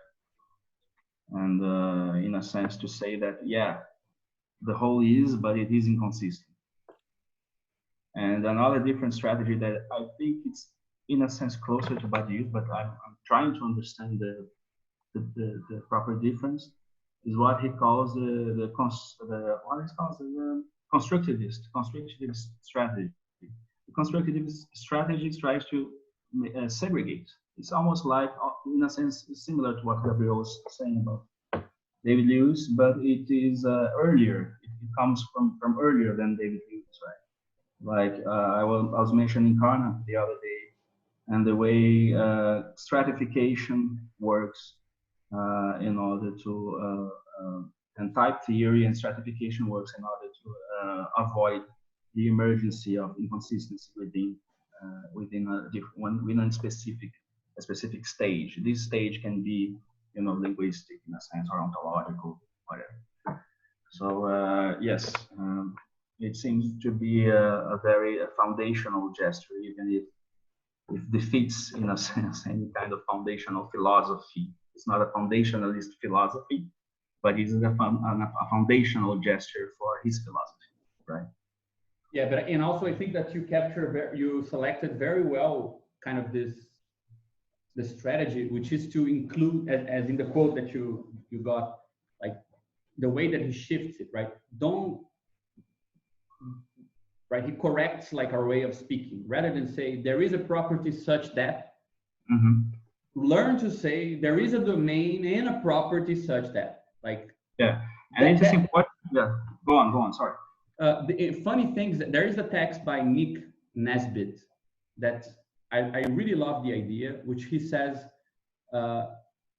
Marx did to Adam Smith what Badiou did to Frege, which is a sort of, Marx did to Hegel what Badiou did to Frege, because it's a sort of materialist versus idealist inversion, where you say, I don't want to deduce things from the concept.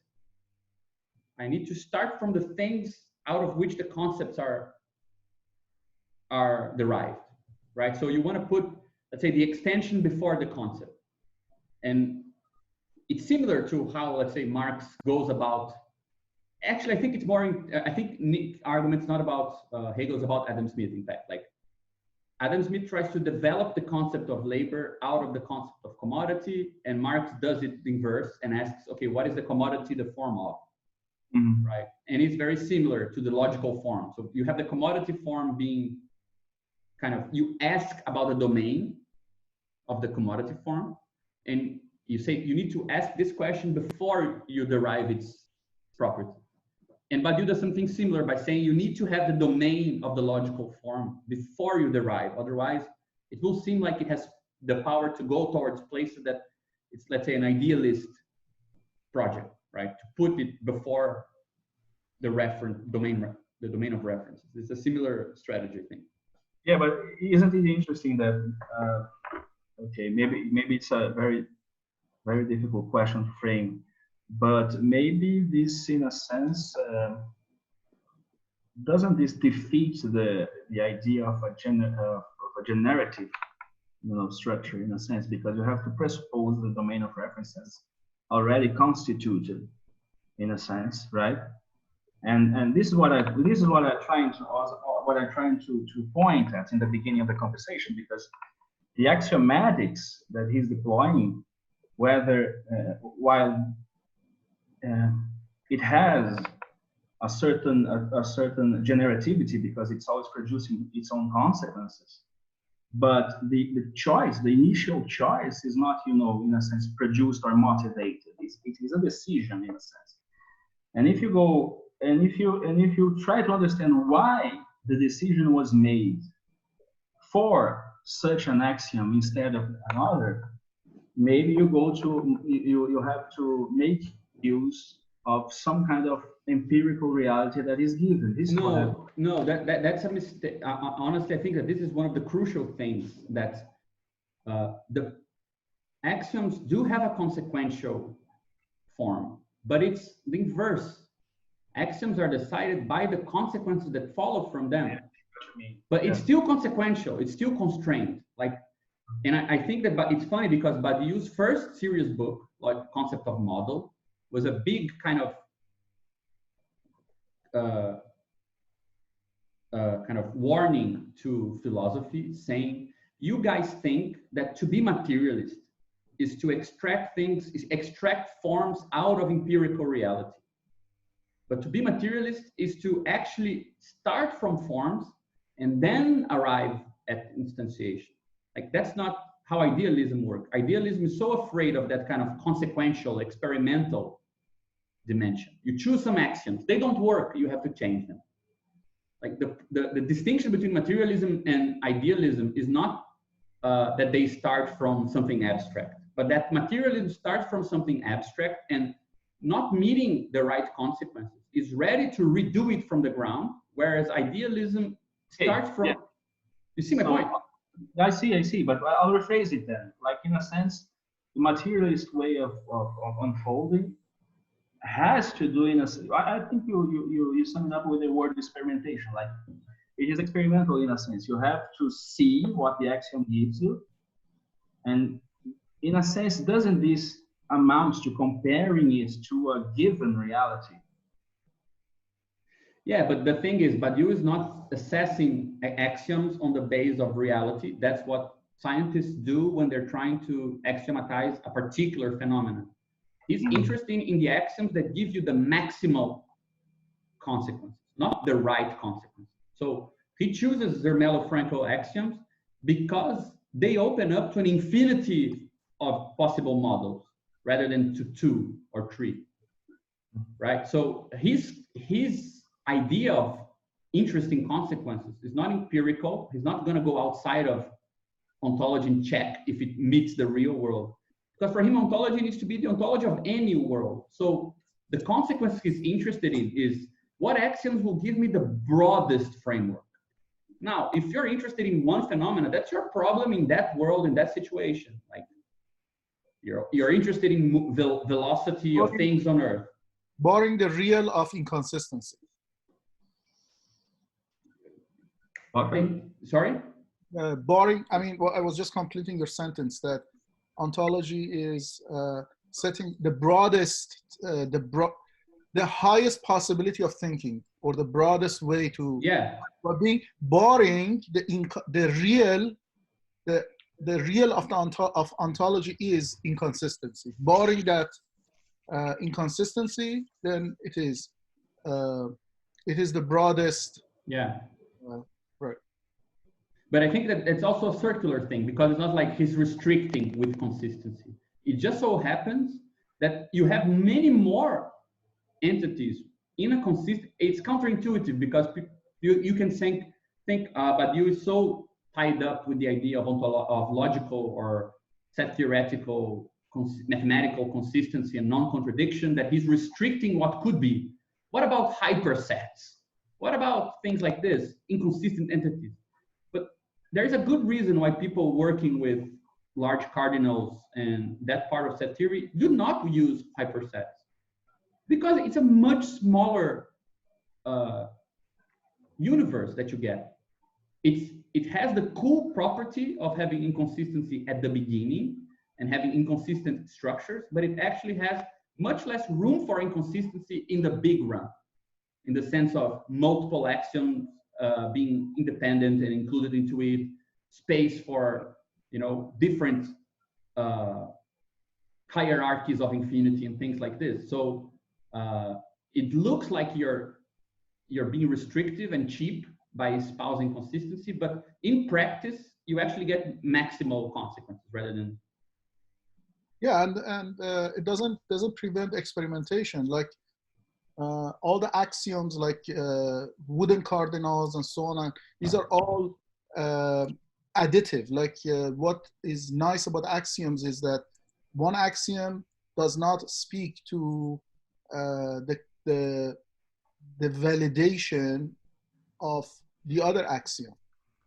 So you can add axioms, and then you can add axioms, and from those axioms you can increase the domain by which those axioms can apply to, the model by which those axioms can apply to, or construct the corresponding model.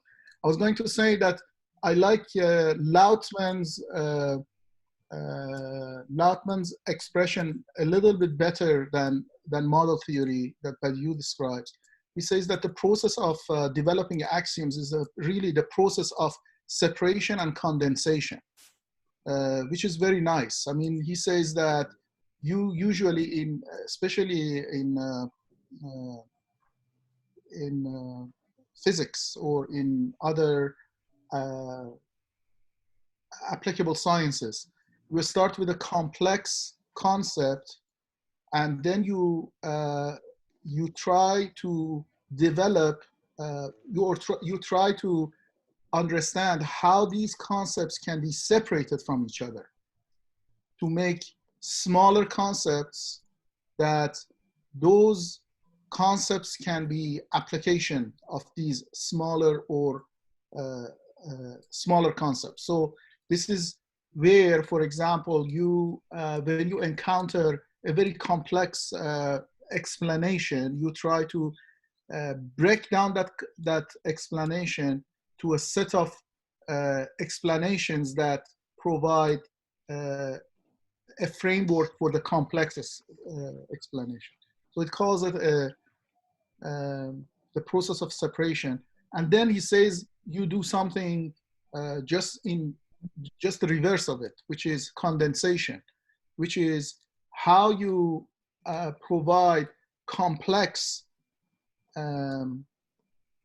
explanations of things that you probably either have experienced or you haven't experienced actually. So the condensation, for example, a good example of general relativity is condensation. Good example for condensation is general relativity. That's what I mean. And then he says that, guess who has done this before? We did it in modern times. And he says that Plato did this.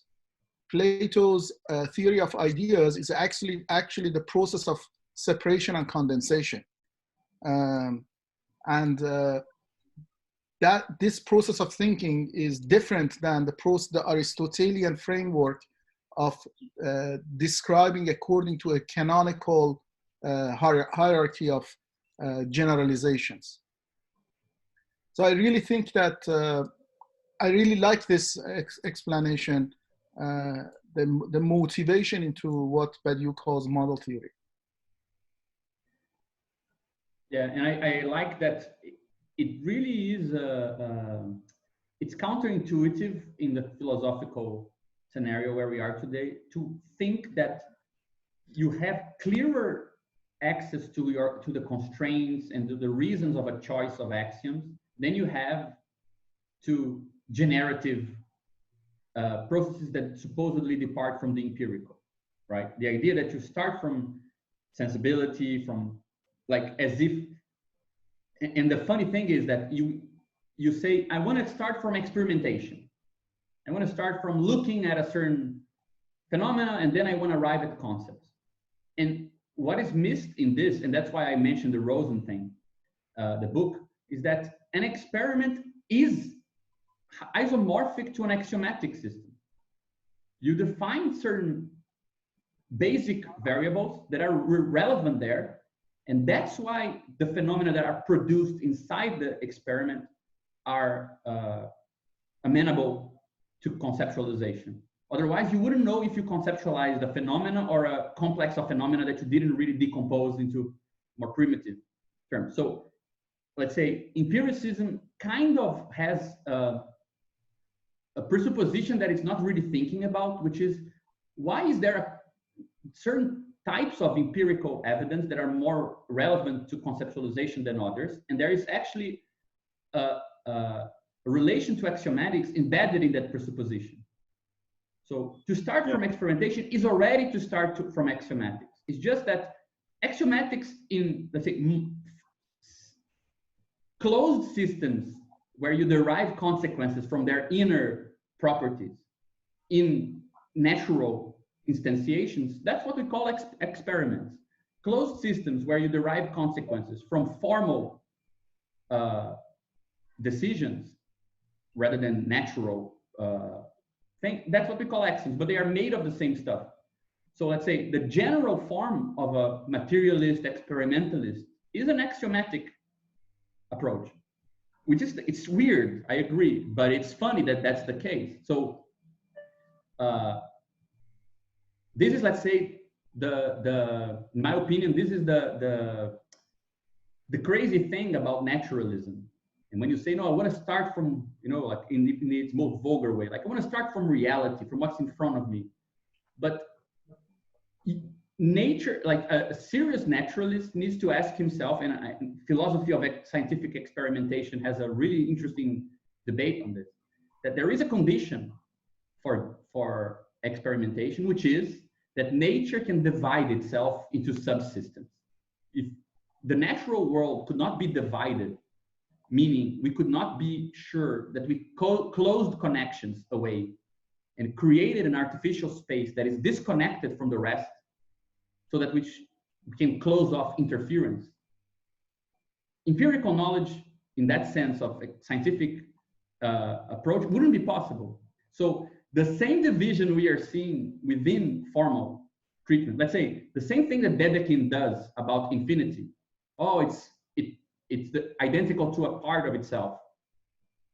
That's the sort of thinking that is presupposed by scientific experimentation, that nature can be split between itself and a part of itself, and what is valid for that part can then be generalized to the whole in some sense. So there is a specific domain when we refer to the world in science. It's not the world out there. It is a part of the world with an inner measure. So it gets closer and closer and closer to axiomatics, you know? Yeah, but I think there are two things there. First one is what you're saying about starting from the real and all of that. I'm not sure there is really a naturalist philosopher that is as crude as this, really. But yeah, I understand what you're saying, like the caricature. At the same time, there is also the notion that to be inconsistent is to be broader. Yeah. Which is also I mentioned this because you're saying these ideas are somewhat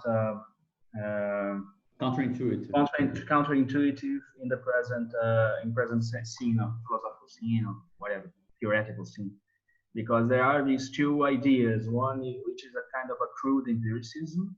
I think empiricism is interesting, but not as an appeal an unqualified appeal to experience like that. I don't think anything of interest comes out of it. And the other is the idea that inconsistency is broader than consistency, because you know you have this consistent stuff, so you only get to talk about this little thing, and you know the real is inconsistent, reality is inconsistent, all of that. So there's this I think these two dangers in a sense in the contemporary philosophical scene.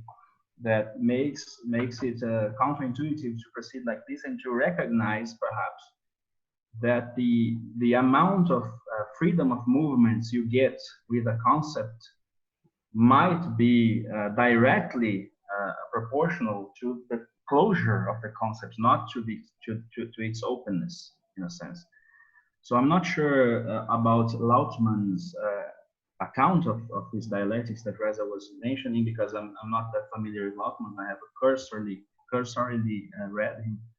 But this makes me think of, for instance, Mark Wilson's and Robert Bachman's investigations into scales, right? You have like certain concepts, like general concepts.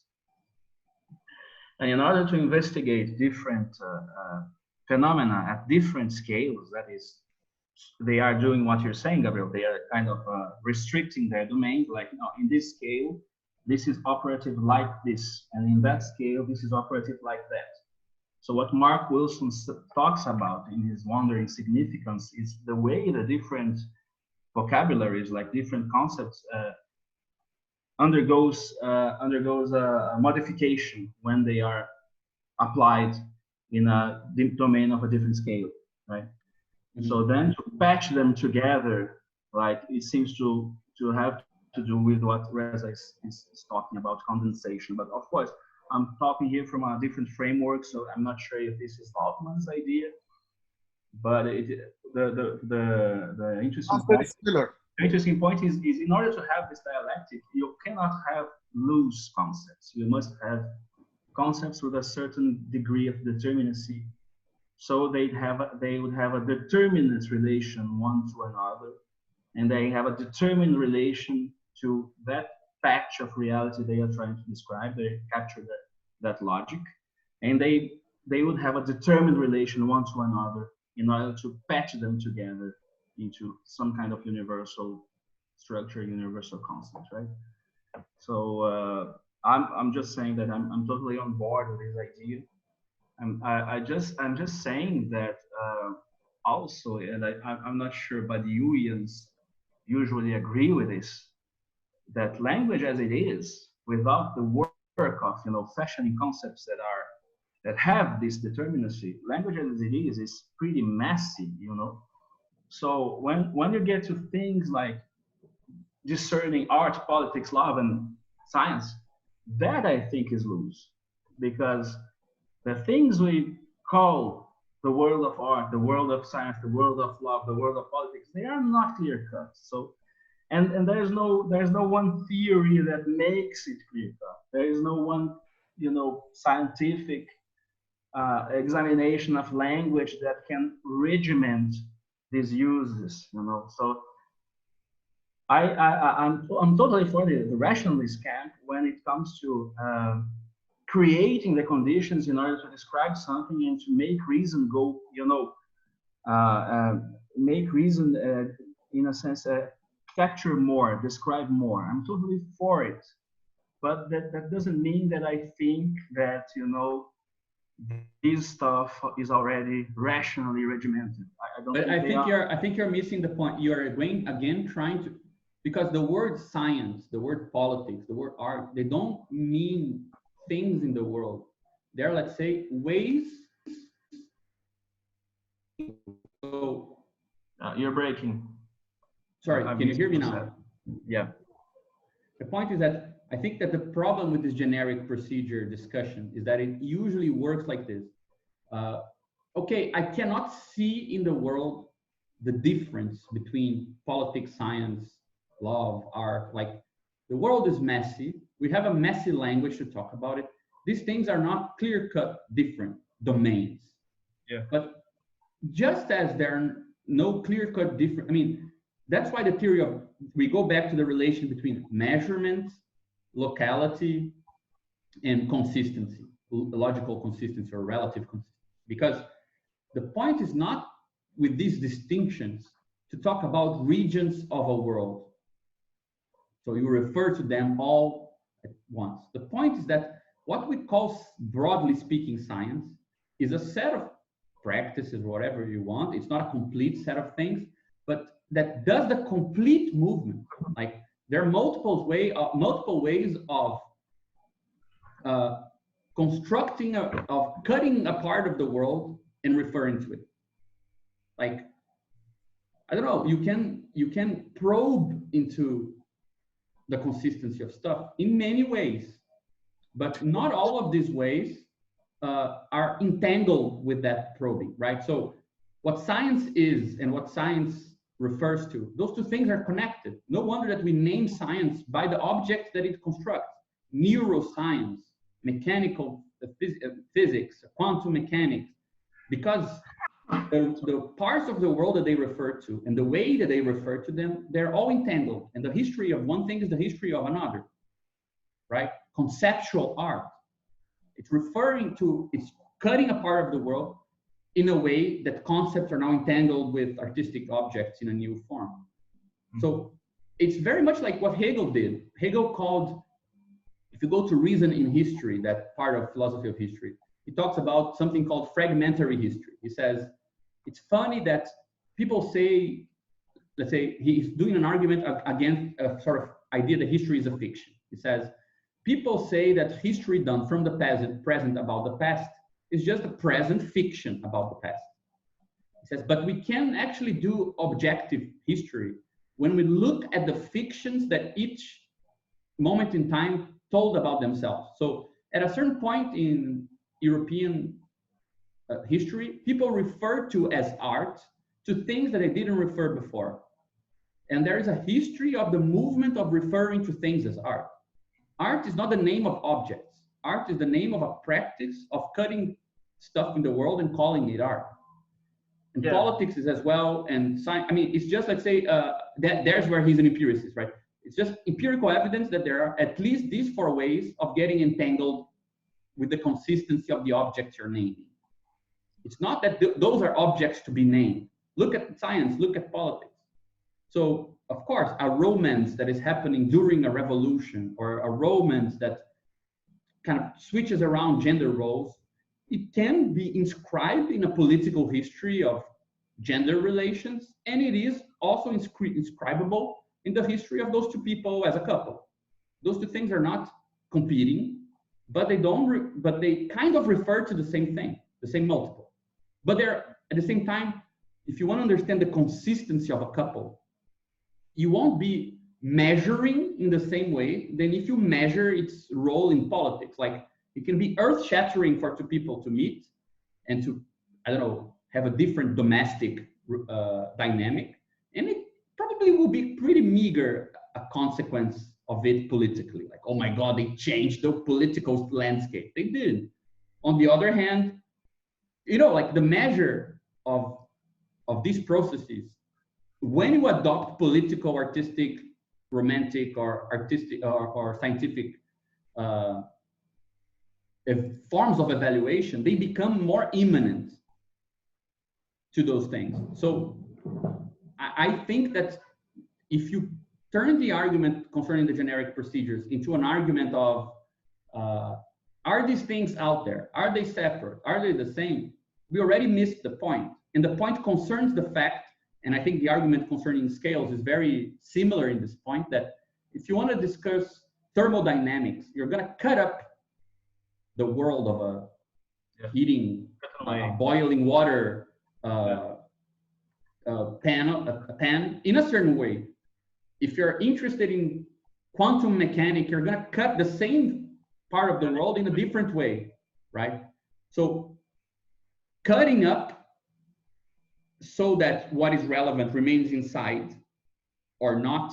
Like, for example, it's very interesting in microbiology, right? It's a big problem because that's also where you get the technical and the scientific parts together, because to cut up a system in such a way that the relevant information stays inside in natural sciences requires you to have technical means to do so. Like, for example, to evaluate the health in terms of customs or in terms of, I don't know, proper hygiene, you can cut up a certain number of people's situation just as a macro level.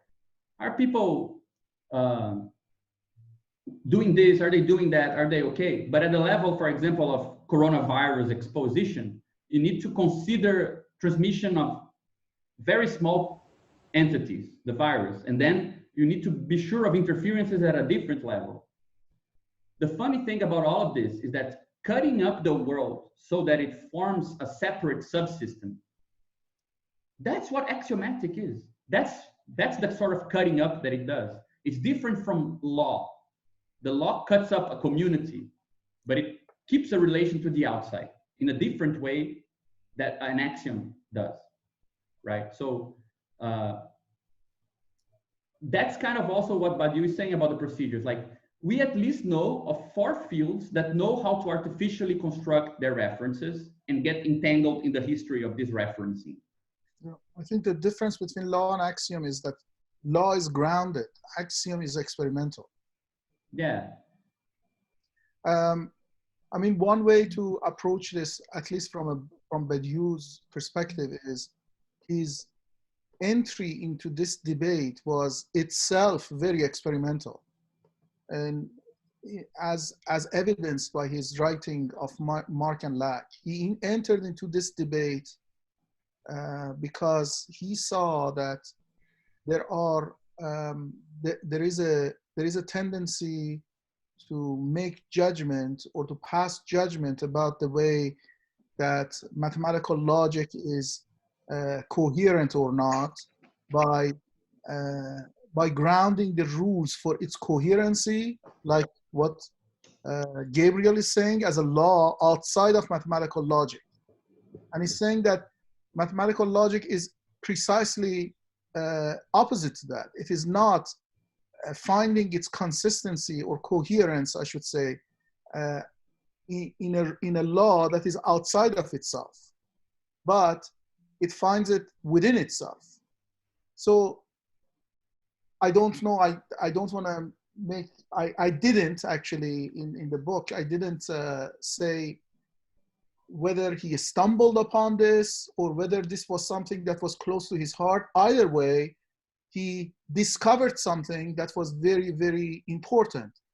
Discovered the concept of practice, or formalized a new concept of practice, which I call discipline in this book, that basically says exactly what Gabriel is saying, that at least science, mathematical logic, and by extension science, is a discipline that is defined by its interiority of its problematic.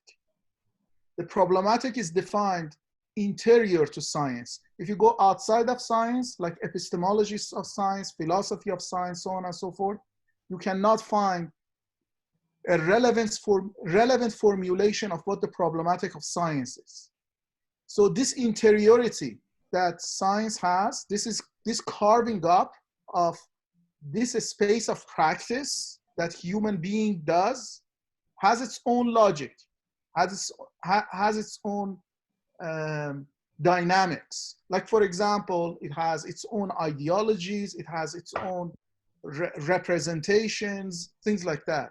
And this is the way that they get rid of that representation.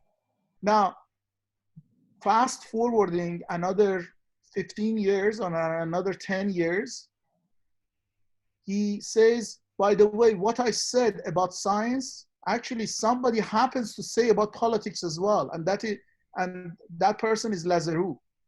Lazarou happens to later on formalize another space of practice that has interiority, has its own laws and its own, not laws, but has its own dynamics, own set of axioms, own set of logic. And basically now we have two practices for Badiou that of our special type and is different than probably other practices, such as, for example, economical practice or some other practice, management or whatever. And then later on he adds other practices such as practice of art and practice of love, but there is no formal, or at least I haven't found any formal exposition of that. Probably that there is actually, I think the order is different, because the first thing is art. The first theoretical text was called the autonomy of the artistic process, And it was a critique of Marxists who were reading literature as not being a reference in itself. So it's not the literary world that they were interested in, but the reflection of the social world in the literary. Interesting. I haven't read that. And he says, you guys should stop this because, of course, you can read into it. Those things are meshed up there, but there's still like the argument that you can, let's say, dissolve art into the social, which is valid, still doesn't do away with the fact that the art constitutes its own domain, right? So to produce a work of art is not only to comment on a world, but to produce the reference on which you're commenting. You So should have first, referred me to this text. I think you mentioned this in a footnote. We added it there, like a. I did. I haven't read it. Yeah, people will think you did. Yeah, that one, the autonomy of the static process. And Stuart, I mean, I think that's very much where he comes from. He has a background on mathematics and literature. He was a writer and he was a political militant. And then you go to politics and people are saying art is just the expression of the political struggle of its time. And he says, not really. Or science is just, you know, caught up in politics. There's proletarian science and bourgeois science. And he says, yeah, not really. Like, have you guys seen how science works? Like, to include that distinction will not make science move forward. Like, it's not a scientific distinction. But there are differences, for instance, within art practice. I mean, scientific practice is more difficult for something like this to happen because it seems to me like this is kind of, maybe it's controversial for the Badiouians, that this interiority, it seems to have science as a model. Like science has a preponderance, it seems to me, over the I disagree. That's a bad link. To me, I think art is not like that. I think art is not as autonomous as he says. I don't think at all like that. I think there is many artistic decisions that stem from political reasons. I just have. But that doesn't change anything, man. That doesn't change. Like you can take a decision. For example, Zermelo-Fraenkel axioms. They were decided based on political stuff as well, like dissing off people they didn't like. Political decisions about philosophers and things like this. But it doesn't matter what individuals think they are doing. The question is the logical coherence of what they did. I think we ought to qualify this. Doesn't matter. I think it's maybe it matters when, in a sense, when you're saying like if you want to construct an interiority, for instance, of a discipline of history, and it is relevant, the fictions that people talk about themselves, in a sense, it is something that they are thinking that they are doing. So maybe it's not in the first order, like what I think I am doing is the case. It's not that I'm saying, but what I think I am doing might be relevant in a second order, might be relevant to a constitution of a discipline that is an artistic discipline. For instance, I just need to mention one little musical movement that had so much impact, that was punk. And punk wasn't really interested with, interested Dude, in, but it's the same thing. in new harmonies, in new timbre and all of that. Punk was motivated by a political action. But you can still measure it artistically. Like it's totally political. It's like, I don't know, Cornelius Cardew deciding to change completely his direction and coming up with those crazy choral pieces with, not even choral, but like those singing pieces and things like that. That was awful piece. Yeah, but that's like politically motivated to the extreme. Yeah, completely. But still, you can ask two questions about it. You can ask two questions, like motivation, fine, but which is a bit biographical, intellectual history. Sure, but then it's just biographical. I would say that. I'm not, calm down, man. Like I'm not trying to reduce the importance of this. But then you ask the question that he would ask, what was the political relevance of this? What is this doing politically? And you will get one answer. Nothing. Cardew, nothing. Sure. You know what? But then you can ask the question, what is it doing artistically? And it's very much the same way of cutting this music in two ways.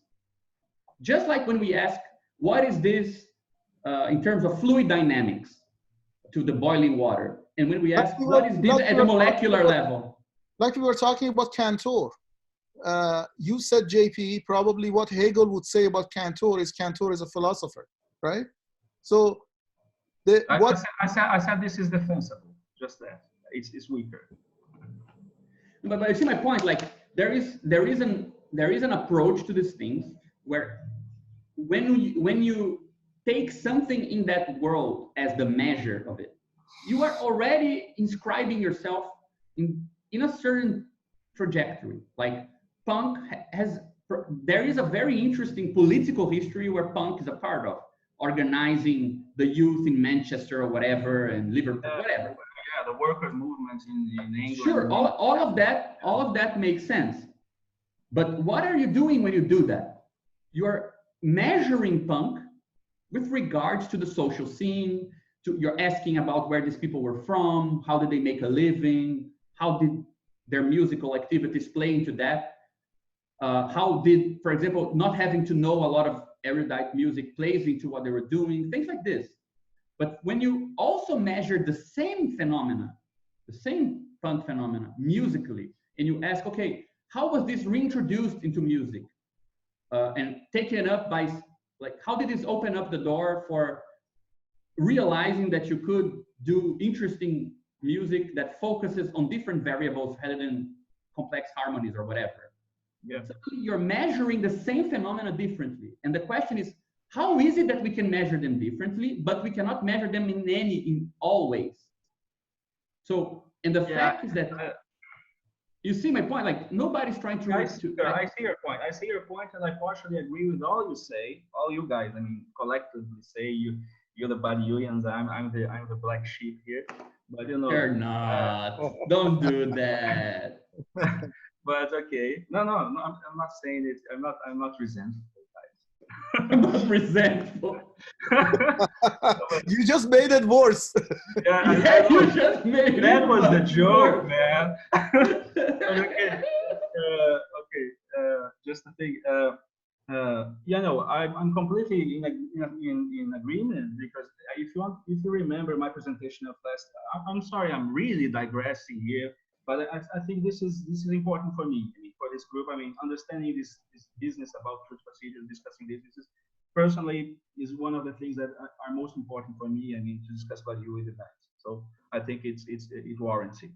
So if you remember my presentation of last year, I was debating, you know, analytic ontology and all of that in art and all of that, and many of my arguments are in a sense the same that you are using to defend the autonomy of a discipline, in a sense. Like, okay, you philosophers are saying that the artwork must be so and so, must be an X, must be a Y, must be whatever, and this does not conform to actual art practice. We are doing stuff that does not conform to these theories, ontological theories of what art has to make, right?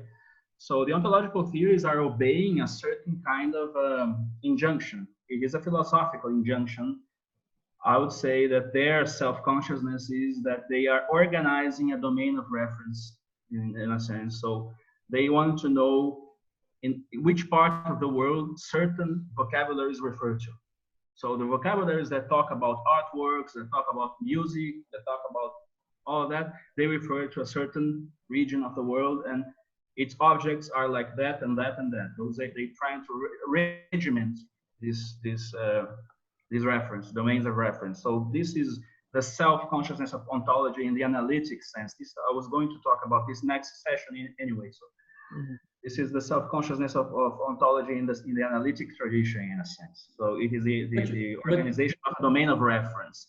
But this domain of reference does not capture the internal dynamics of the domain itself. So we are doing stuff that does not agree with what they're saying, all that. So I get where you come from when you say, oh, it's maybe Badiou's position has to do with the fact that there are those people that think they have, you know, the control over what I'm doing politically, artistically, scientifically, and they do not have. We are doing our own stuff, so they are trying to, you know, avail themselves of something, in a sense, right? But there is also the internal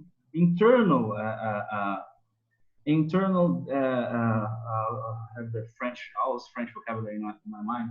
I would say dérive, internal Wandering. wanderings. Thank you. The internal wandering of the practice, in a sense. So the practice is always changing, and sometimes the big difficulty is that the practice is so supple as to, if you want to do something that is not within the confines of the practice anymore, it's very difficult.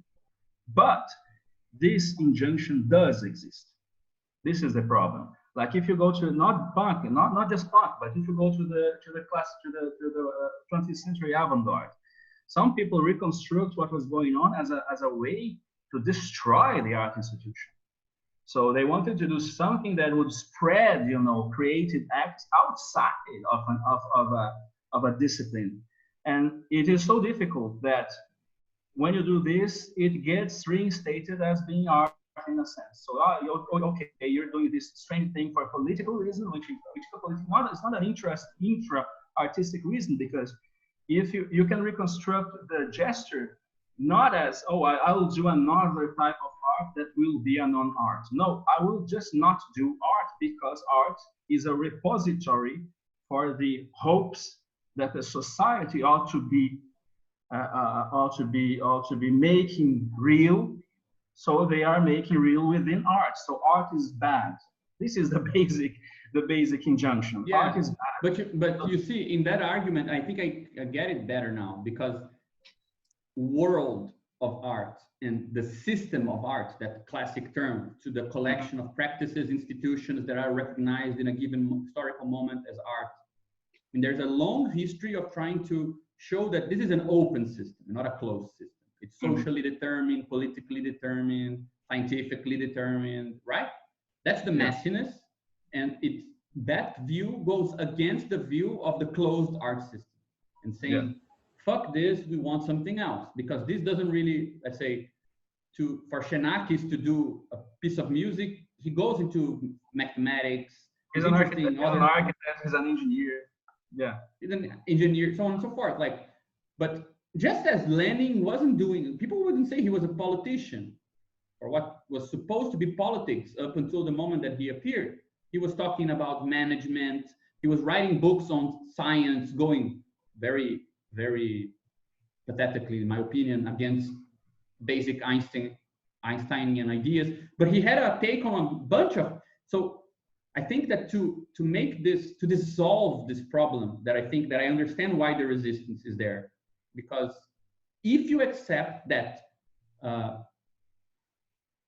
when we talk about world, we're talking about the system of art. And when we talk about artistic thinking, we're talking about a pure thinking in terms of artistic concepts. Sure, then this makes no sense. But I think Badiou, who is actually much more influenced by the movements in the 60s and the 70s and things like this than by the early 20s, he says that the big event for him artistically was performance art. It wasn't Schoenberg. Which is kind of art. It's not really trying to. Yeah, but the thing is, I think you need to meet him halfway, because to simply uncritically accept that the vanguard's desire to disappear with the word art and do something which is just being creative is not itself fucking art. I mean, whole fucking art departments are based, the only place where the vanguard won and became the establishment was with the fucking artistic vanguard. Every other vanguard was decimated. The discourse of I'm not doing art is just a way of talking. In terms of the properties of the stuff, there is definite connections with everything.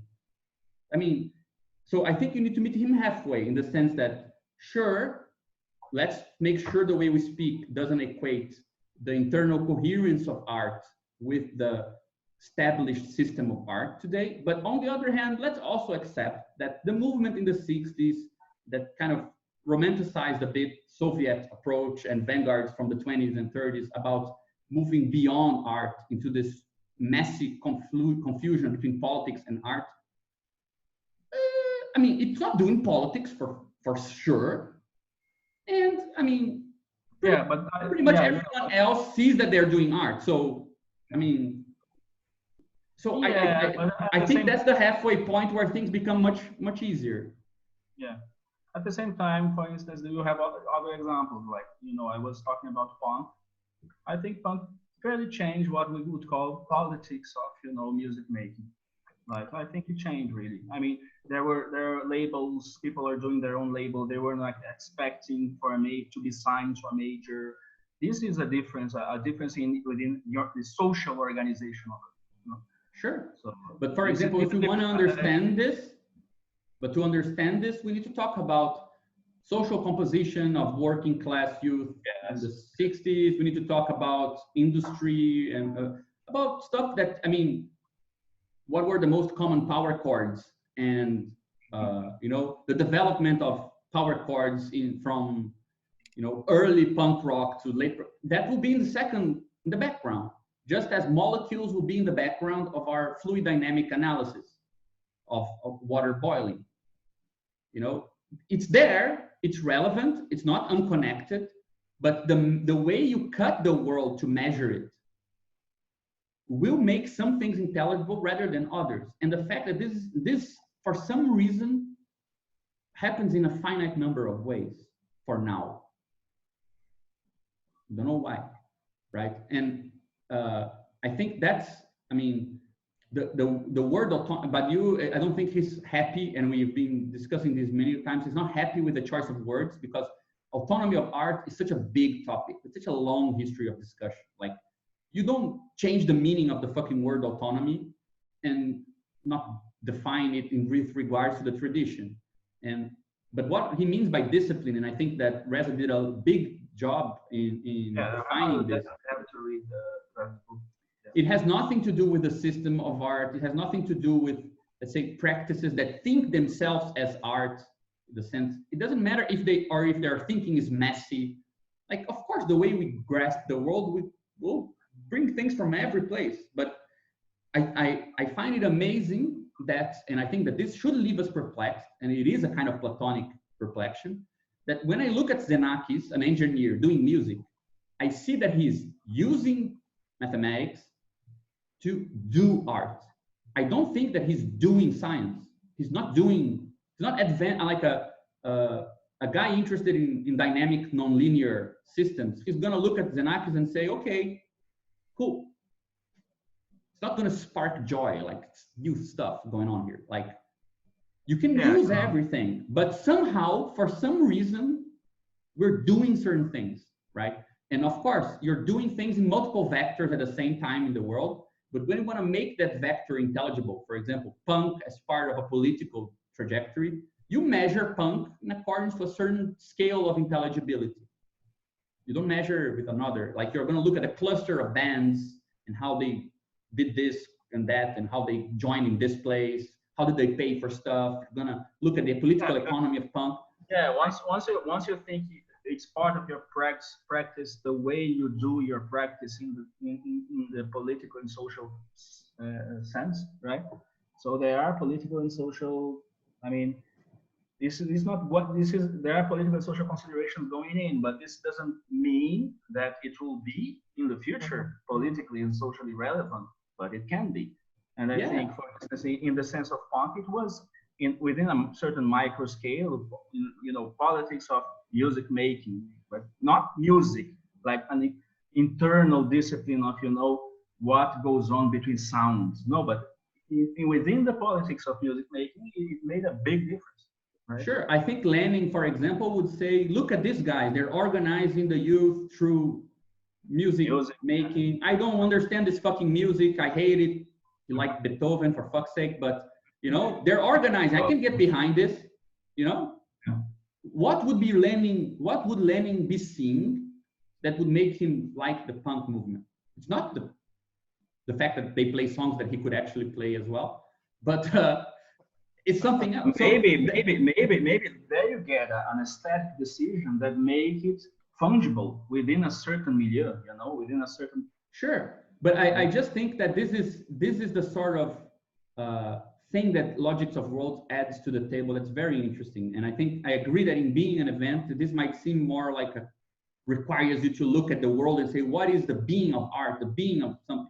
But you can have the same multiple existing politically, existing artistically, and those are that they exist in coherent, they make themselves coherent and intelligible. When you measure them in a certain way, doesn't really change the fact that they're sharing the same multiplicity. Like the same people are playing music, and that playing music that they're doing is also organizing the youth in the neighborhood, is also changing how value is distributed in the city. But it's a weird, nothing prevents, for example, let's put an example here on the table. Alexandra Kollontai, or Krupskaya, Lenin's wife. It's without a doubt that you cannot tell the history of Leninism without the history of those relations and the letters they exchanged, the romantic stuff that happened. All of that is very relevant. That thing is part of multiple worlds, and the connections between them is very relevant. What Lenin could do, or what the couple could do romantically, is also constrained by the things that they were worried politically. So they're not going to do certain things because they're also involved in politics. So it's kind of very messy, and it's not two possible worlds, it's two actual worlds happening at the same time. There we go back to David Lewis on that, right? It's actually contradictory statements in the same moment. Like, it's romantic and it's not romantic, it's political. So you have to navigate those. You can definitely get that messiness. But the question is, you can still, for some crazy reason, cut up that situation and ask political questions and get political answers about it. What was it doing politically? And not necessarily what will be most relevant. Is the same thing of when you ask questions about what was it doing romantically. The idea that just because the multiple is the same, the couple, Krupskaya and Lenin, doesn't mean that the network they're involved in are reducible or compatible with one another, right? You get Marx writing letters to Jenny Marx saying, fuck the proletariat. What I care is about you. Like, it's a really beautiful letter, in fact.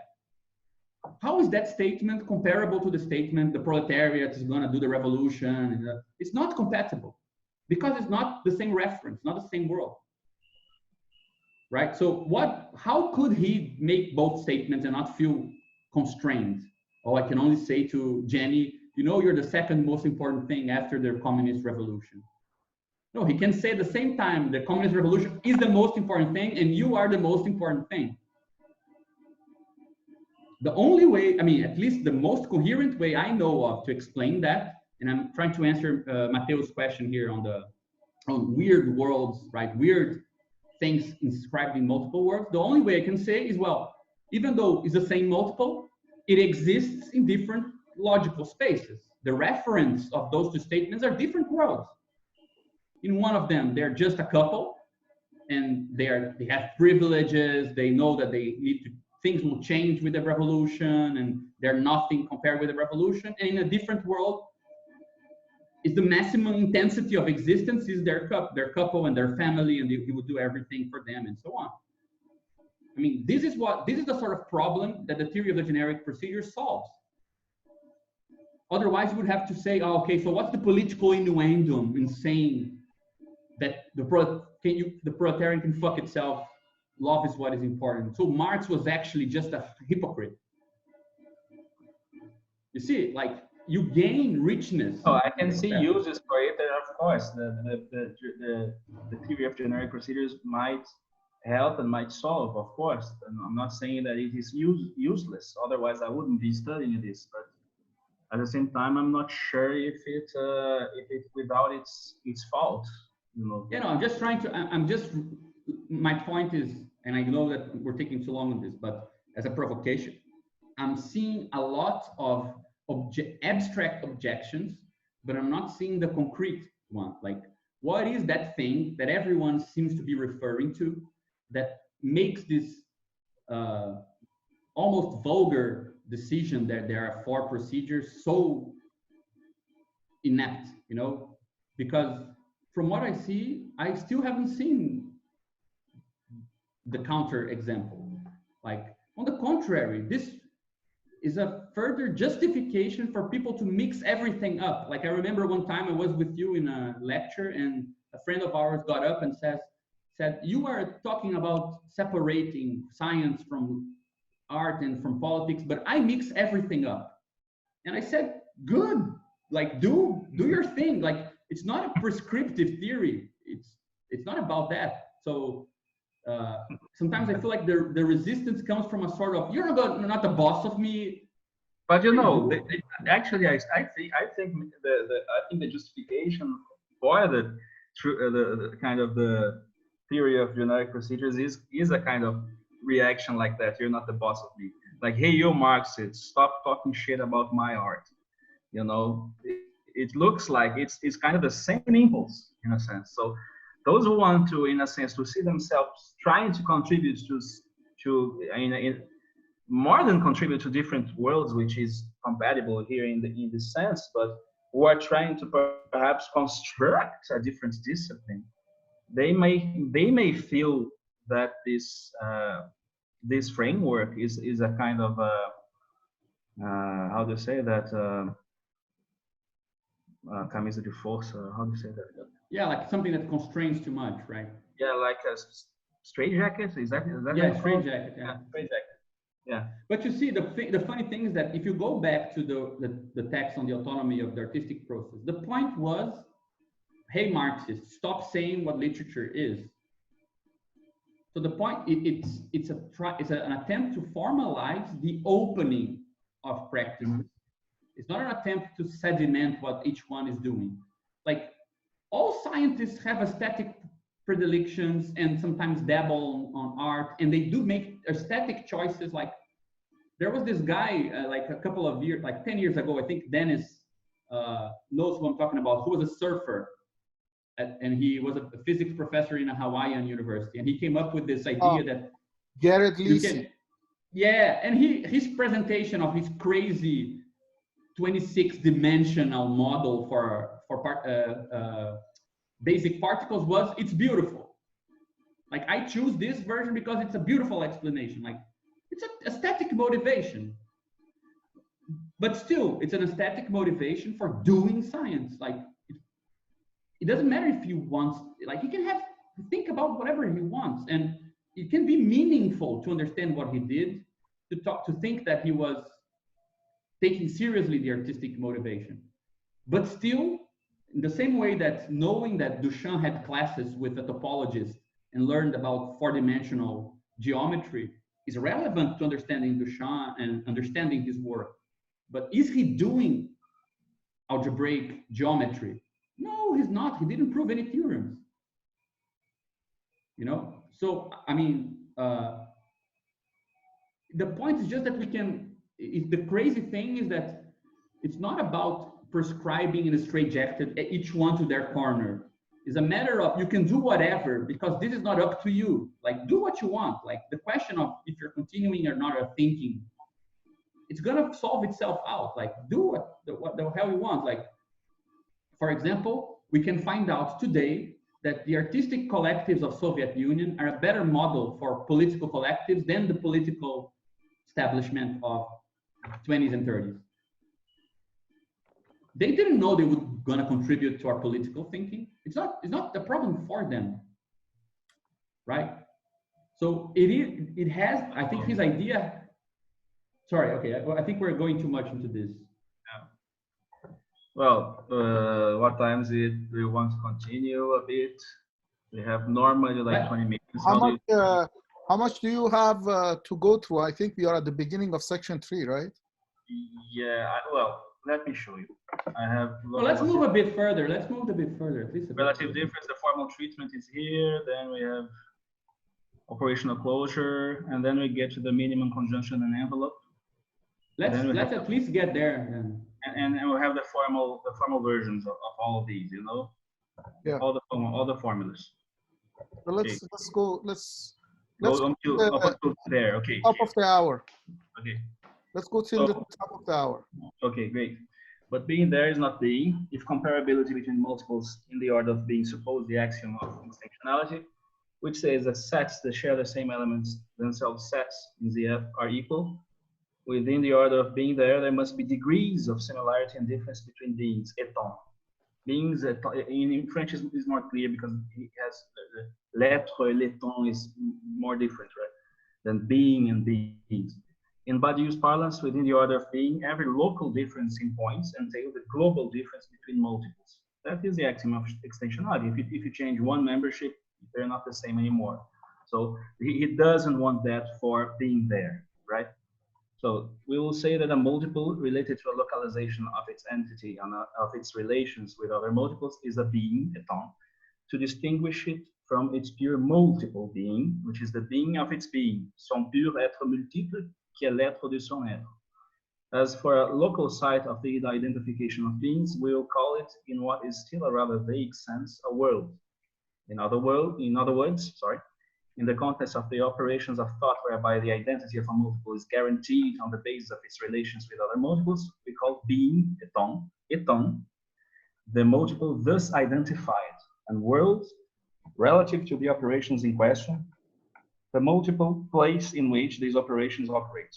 We will also say that the identified multiple is a being of the world, un étant de ce monde. So relative difference. Sorry, JP, these are your translations or? No, this isn't. I had I had to work out the correspondences between the French and the English edition. So I'm giving the English edition pages. Okay. Not here, but normally I'm giving you the English edition pages because it's easier for you guys then to see where is the quote, right? So it's not my translations. I had to actually locate. I'm reading the French one, but I had to locate the quotes in the English version. So relative difference, formal treatment. It is clear that multiples in situation can differ more or less, resemble one another, be nearer or farther, and so on. It is thus necessary to admit that what governs appearing is not the ontological composition of a particular being, a multiple, but rather the relational evaluations which are determined by the situation and which localize that being within it. Unlike the legislation of the pure multiple, these evaluations do not always identify local difference with global difference, which was what I was saying the last page, right? Because a local difference with one member entails a completely global difference between the two multiples. If there is one difference, I mean, Leibniz concept of identity holds, right? The identity of the indiscernible. Okay, and like the legislation of the pure multiple, these evaluations do not always identify the local difference with the global difference. Okay? They are not ontological. That is why we will give the name logic to the laws of the relational network which determine the worldly appearing of multiple beings. Every world possesses its own logic, which is the legislation of appearing or of the there, of being there. Okay? So Badiou supposes a fonction d'apparaître, a function of appearing, in addition to their composition as multiples, their being that is not their being there, multiples which are their being, just their being, the ontological being, right? That is written for a multiple alpha and a multiple beta, ID alpha beta, the identity, their degree of identity, right? Which indexes their degree of identity. So the function of appearing is the first transcendental indexing. It is a question of knowing what is the degree of identity between two beings of the same world. What is the degree according to which these two beings appear identical? But what are the values of the function of appearing? What measures the degree of identity between two appearances of multiplicities? Here too, there is no general or totalizing answer. The scale of evaluation of appearing, and thus the logic of a world, depends on the singularity of that world itself. What we can say is that in every world such a scale exists, and it is this scale that we call the transcendental. So here you have the formal definition of the transcendental, which has to do with these degrees of identity between all that which appears, right? And I think that it becomes very mean, much more clear what I mean by scale of evaluation, Yes. and how important this is from all the discussions we've had, right? Yeah, I think it's kind of interesting. I don't think this is a problem with his examples, but I think the informal treatment is more obscure than the formal one. Yeah. I think the formal chapter is much clearer. Well, I still maintain that he should have written this a little bit more clearly, philosophically, right? Well, that's good phrase. I think right more clearly. I think what we discussed here today is a much better rendition of the relation between being and being there through the category of scale.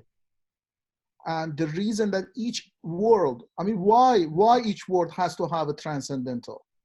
Because it is because of the transcendental it became a world. Yes, it's equivalent. It's the opposite.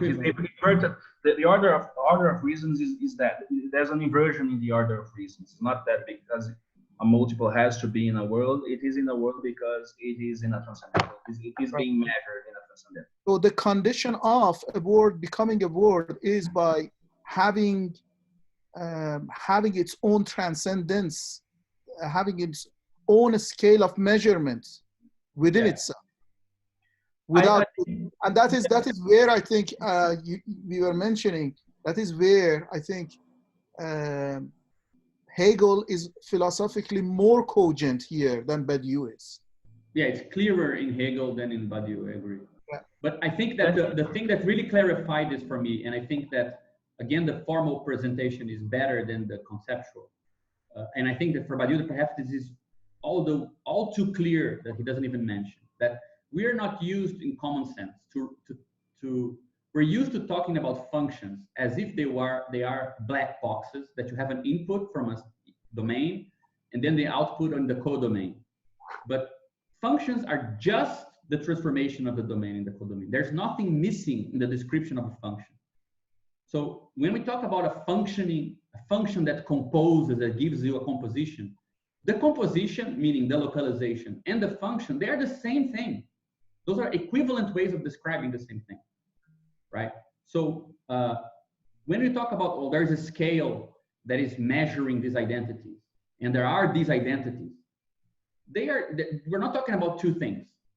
For something to be the world and for something to be measuring the world, they're equivalent ways of describing the same thing. That's why I always get back to this point.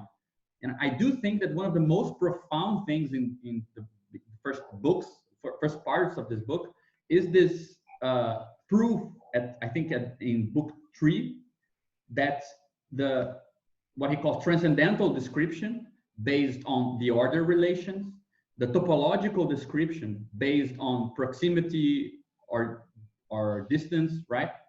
And the algebraic one based on these functions. They are the same. We're talking about the same thing, right?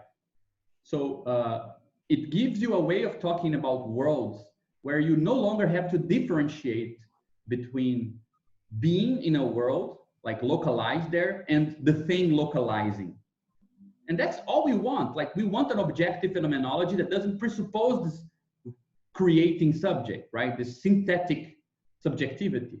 Well, these formal means are perfectly adapted to it. So it's crazy that this algebraic topology, this mix of a logic of placement and an operational description, this contingent mixture that mathematics produce is very apt to gives us a way of thinking where we don't have to import that underlying distinction between things and then they cohering through an action. Because to be in a certain relation is to be coherent in a certain way. We no longer have to presuppose that kind of linguistic prejudice, right? So in my opinion, that is a very profound thing. And as I read the book, like, I feel that Badiou doesn't give us certain descriptions because he thinks that is clear, but that is not clear at all. That is not clear at all. Yeah, he spent 20 years exercising his mind in that way. We spend like 20, 30, 40 years thinking some other way. Like, you get like really great philosophers like Adrian Johnston reading this book and saying, aha, Badiou presupposes a subject. who counts as one, or who synthesizes the world. There is a subject he's not talking about. And it's simply because nobody's used to thinking in this way. That to let's say, think the relations is already to think the cohering of the relations, that you don't need an exteriority to think that interiority, right? Now you said that, I feel better. So if Adrian Johnson thinks that way, it's okay for me to think that way too. No, I think that all the time. Like I intervene all the time in our meetings, because when I start to derive, like wander to that way of thinking, I want to correct myself, you know? No, I mean, Kant thought that way, so we Yeah, should if feel Kant bad. thought that way, we're all allowed to think that way. Oh, Kant, no, the thing is Kant thought that way, but that was his philosophy. It is something else that you think that way and you say something else. And I think not clear at all. I think as much as he keeps saying that this is not a subject-centric phenomenology, the way that he presents his logic, the name transcendental itself makes it very confusing. Whereas if he chose to present this in the way that we discussed today, it would have been much more clear. Yeah, but you know, as Hegelians, we need to accept that the first step is always a mistake, right? So, I would say, Badiou is. Yeah, I'm sorry. No, I would say I struggle a little bit with this as well, because it is unclear, I think, for anybody, that a world without any subject comes in degrees of intensity, right? This is unclear. So degrees of intensity might sound like a unit of measurement that somebody can come up with. You know, I'm a subject, a cognitive subject. I'm coming up with something that is a unit of a degree of intensity, and I'm going to measure this, you know, this landscape with this unit. This is the danger, and I think he lends himself to this kind of interpretation. I think he wants to say maybe something very, very, very hard, very radical, that the world in being a world is already transcendentally constituted without a subject. Yes, that's what he wants to say. This is the point. But we shouldn't, because of that, think that any access then that a subject has to this world is correct. Like you have adequate access to reality, in a sense. You know, like in the sense, any scientific or any descriptive framework I apply will work because the world is saying to me that it is that way. No, the thing is, it says to me it is in a certain way, even if I fail. So my failure has information, is a conveyor of the information that this world has a certain consistency that I failed to capture. So I still think there is some work to be done in subjective phenomenology in order to account for the adoption of actual descriptive frameworks. But what he's doing, and I think the service he's doing is to provide a kind of a framework wherein the idea that there is certain patterns out there, even though nobody is watching them, is real.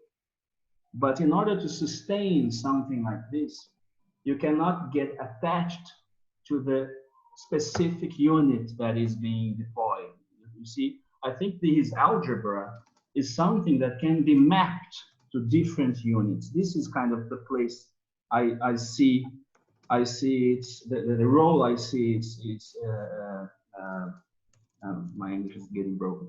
The role it's playing, right? So it is kind of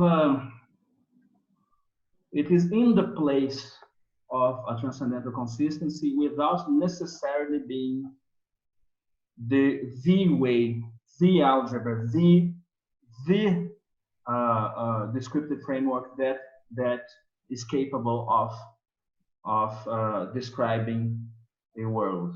That means the world does not come with a mode d'emploi like instructions. You don't have a world and the instructions that say, okay, this is organized with a minimum conjunction envelope, whatever. But it's a useful way of describing a consistency that is previous to any other, that if any other is successful, it should get some kind of mapping relation, successful mapping relation to the one he's offering, something like that, I would say. Yeah, So I think, sorry. I totally agree, Caron, but I think that one way for us to do this and to work towards having these gaps clear is also to separate a bit the words, because let's say, I think to move forward in this study, we need to have a commitment to the idea that phenomenology from now on concerns worlds. To introduce experience, and I mean, we now know also Badiou is asking of us something else, not only to think that phenomenology does not concern worlds for us, but worlds, and subject will concern something else.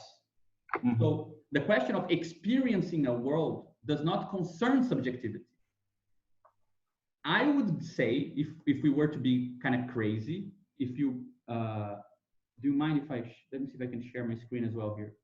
If you want to like do something that we don't get from Badiou, but I would say that's what he does, it's like this. He's giving a very broad theory so that you have something like this. Are you sharing?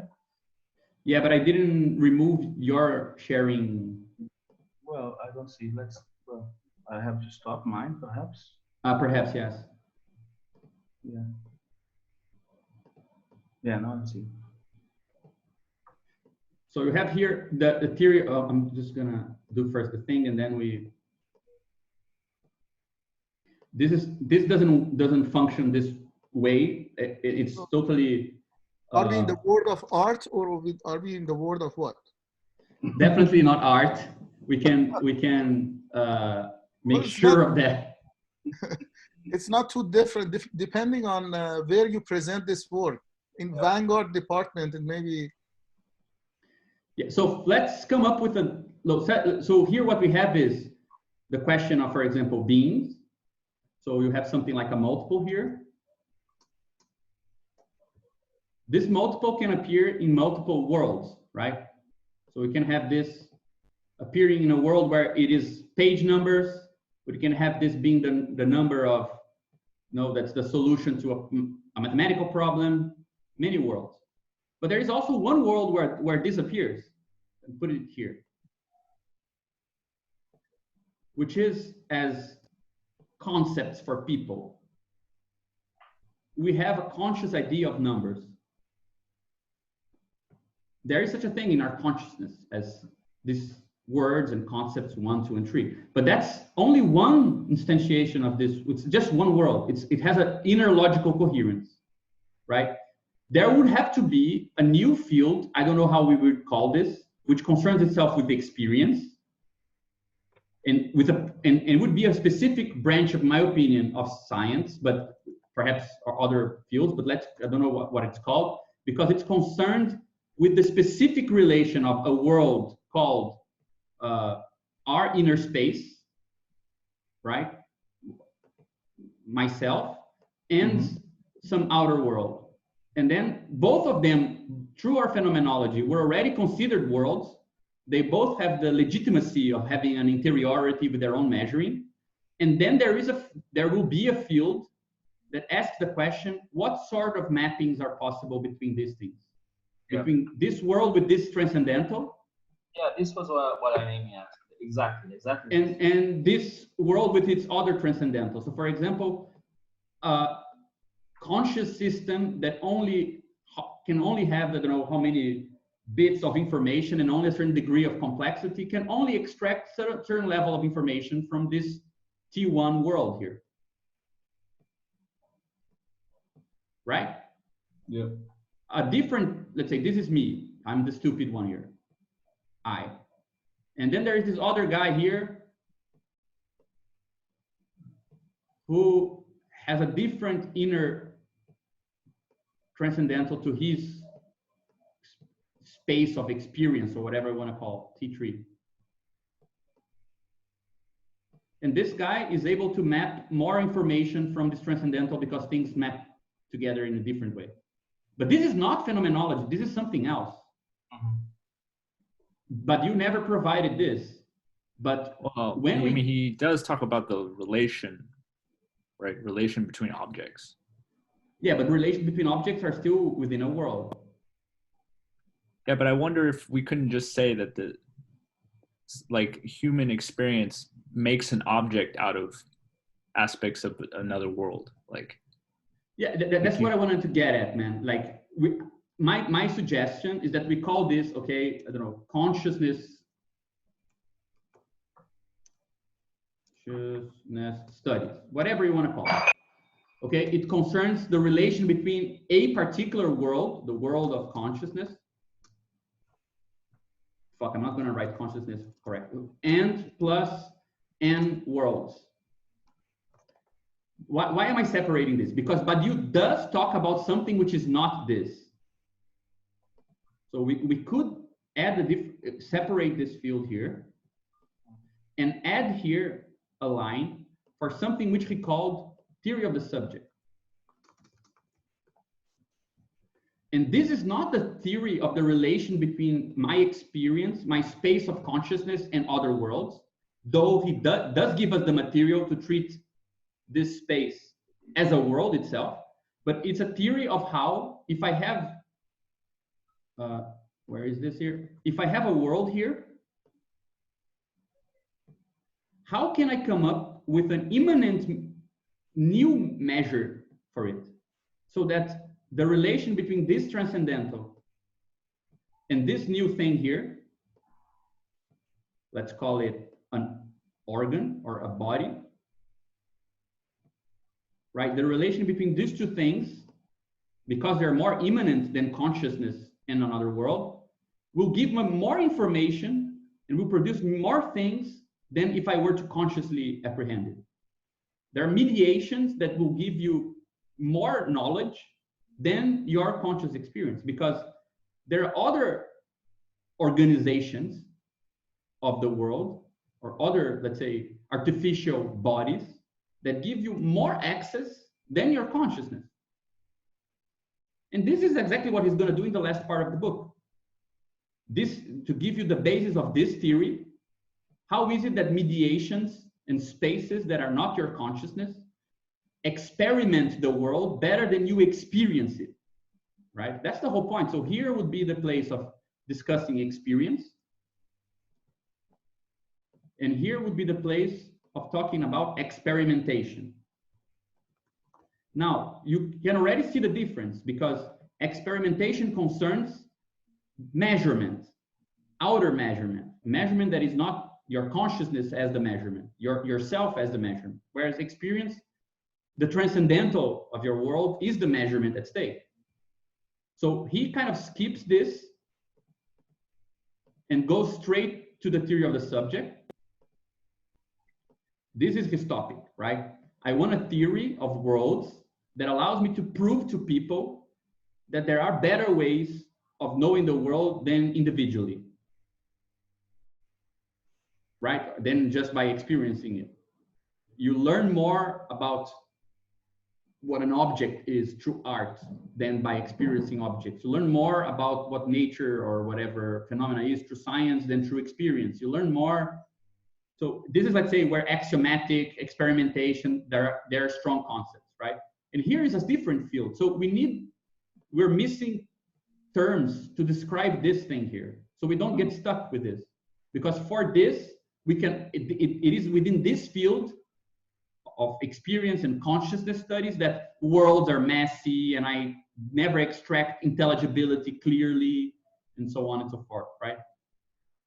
And this is where you get Platonic about stuff, right?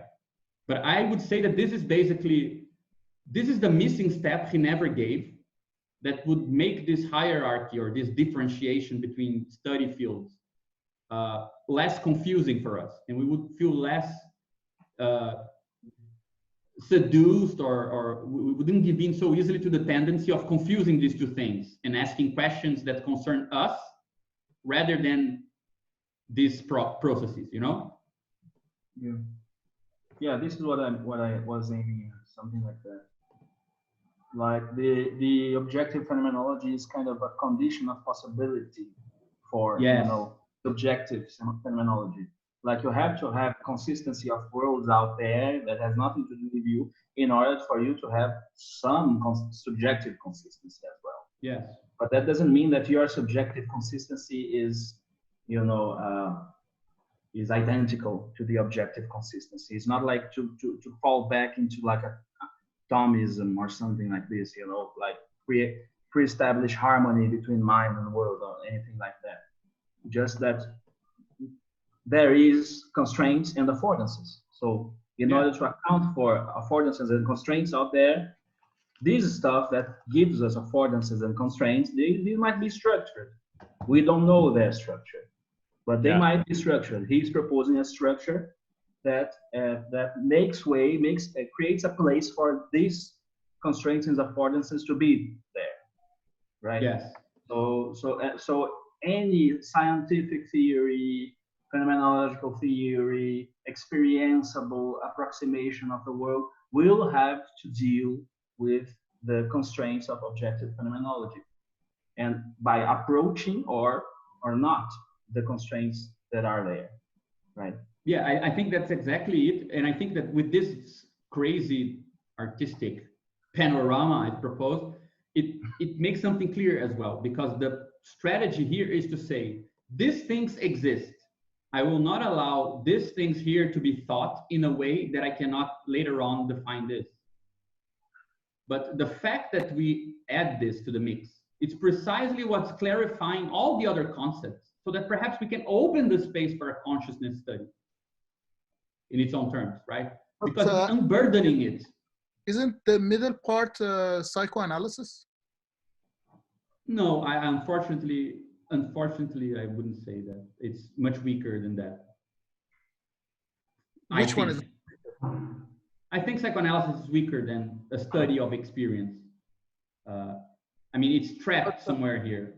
But at least its discourse would be placed. Yeah, it seeks to be that. Yeah, I mean, it does suggest that we can study this. I mean, in a part, and in the text that I published to you guys on our blog by Paulo Martins is a text on Freud's theory of consciousness as a world.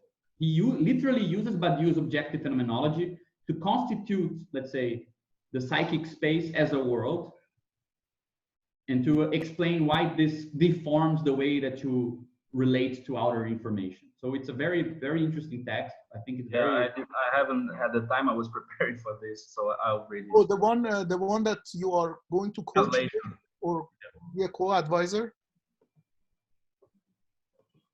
Sorry? The one that you... Renzo is here, yeah. Just a second. Okay, I gotta go, guys, soon. Maybe we should call it a day, and I pick up from there next time and try to go further than I was planning today. I was planning to just do section 3. Then for next week, if we are more concentrated, more focused, I can talk about the reduction of logic in the sense of propositional logic to the transcendental logic, and about classical worlds as well. I intended to make some comparisons with some approaches in analytic philosophy, but I can try to put that in as a optional stage. If we have the time, we do it. In any case, I think it's not like unwarranted deviation, because like really hammering this idea of measuring, this idea of kind of accepting an counterintuitive interchangeability between the locational topological description, right, and the more algebraic operational description. I think, I mean, I don't know if we can all put it to Badiou's arrogance to have been so happy to come up with a different thing that he didn't bother to explain so everyone would look stupid, but and he definitely could do a better job. But I think that hammering this will help us not to get lost in this. I think it's kind of our project, right, Abel? We want the article. We are trying to put this to use, and to users that maybe those who are too uncritical of Badiou wouldn't put, you know. Yeah, different I agree. But I don't think it's a missed, just a pure deviation from a path. I think this is really relevant. I think so too. Yeah, I like that. For me, it was important to have this debate anyway, at least for me. No, for me too. Today was great, guys. Thank you very much. Guys, see you later then. See ya. See you later. Okay. Take care. Bye-bye. Bye-bye.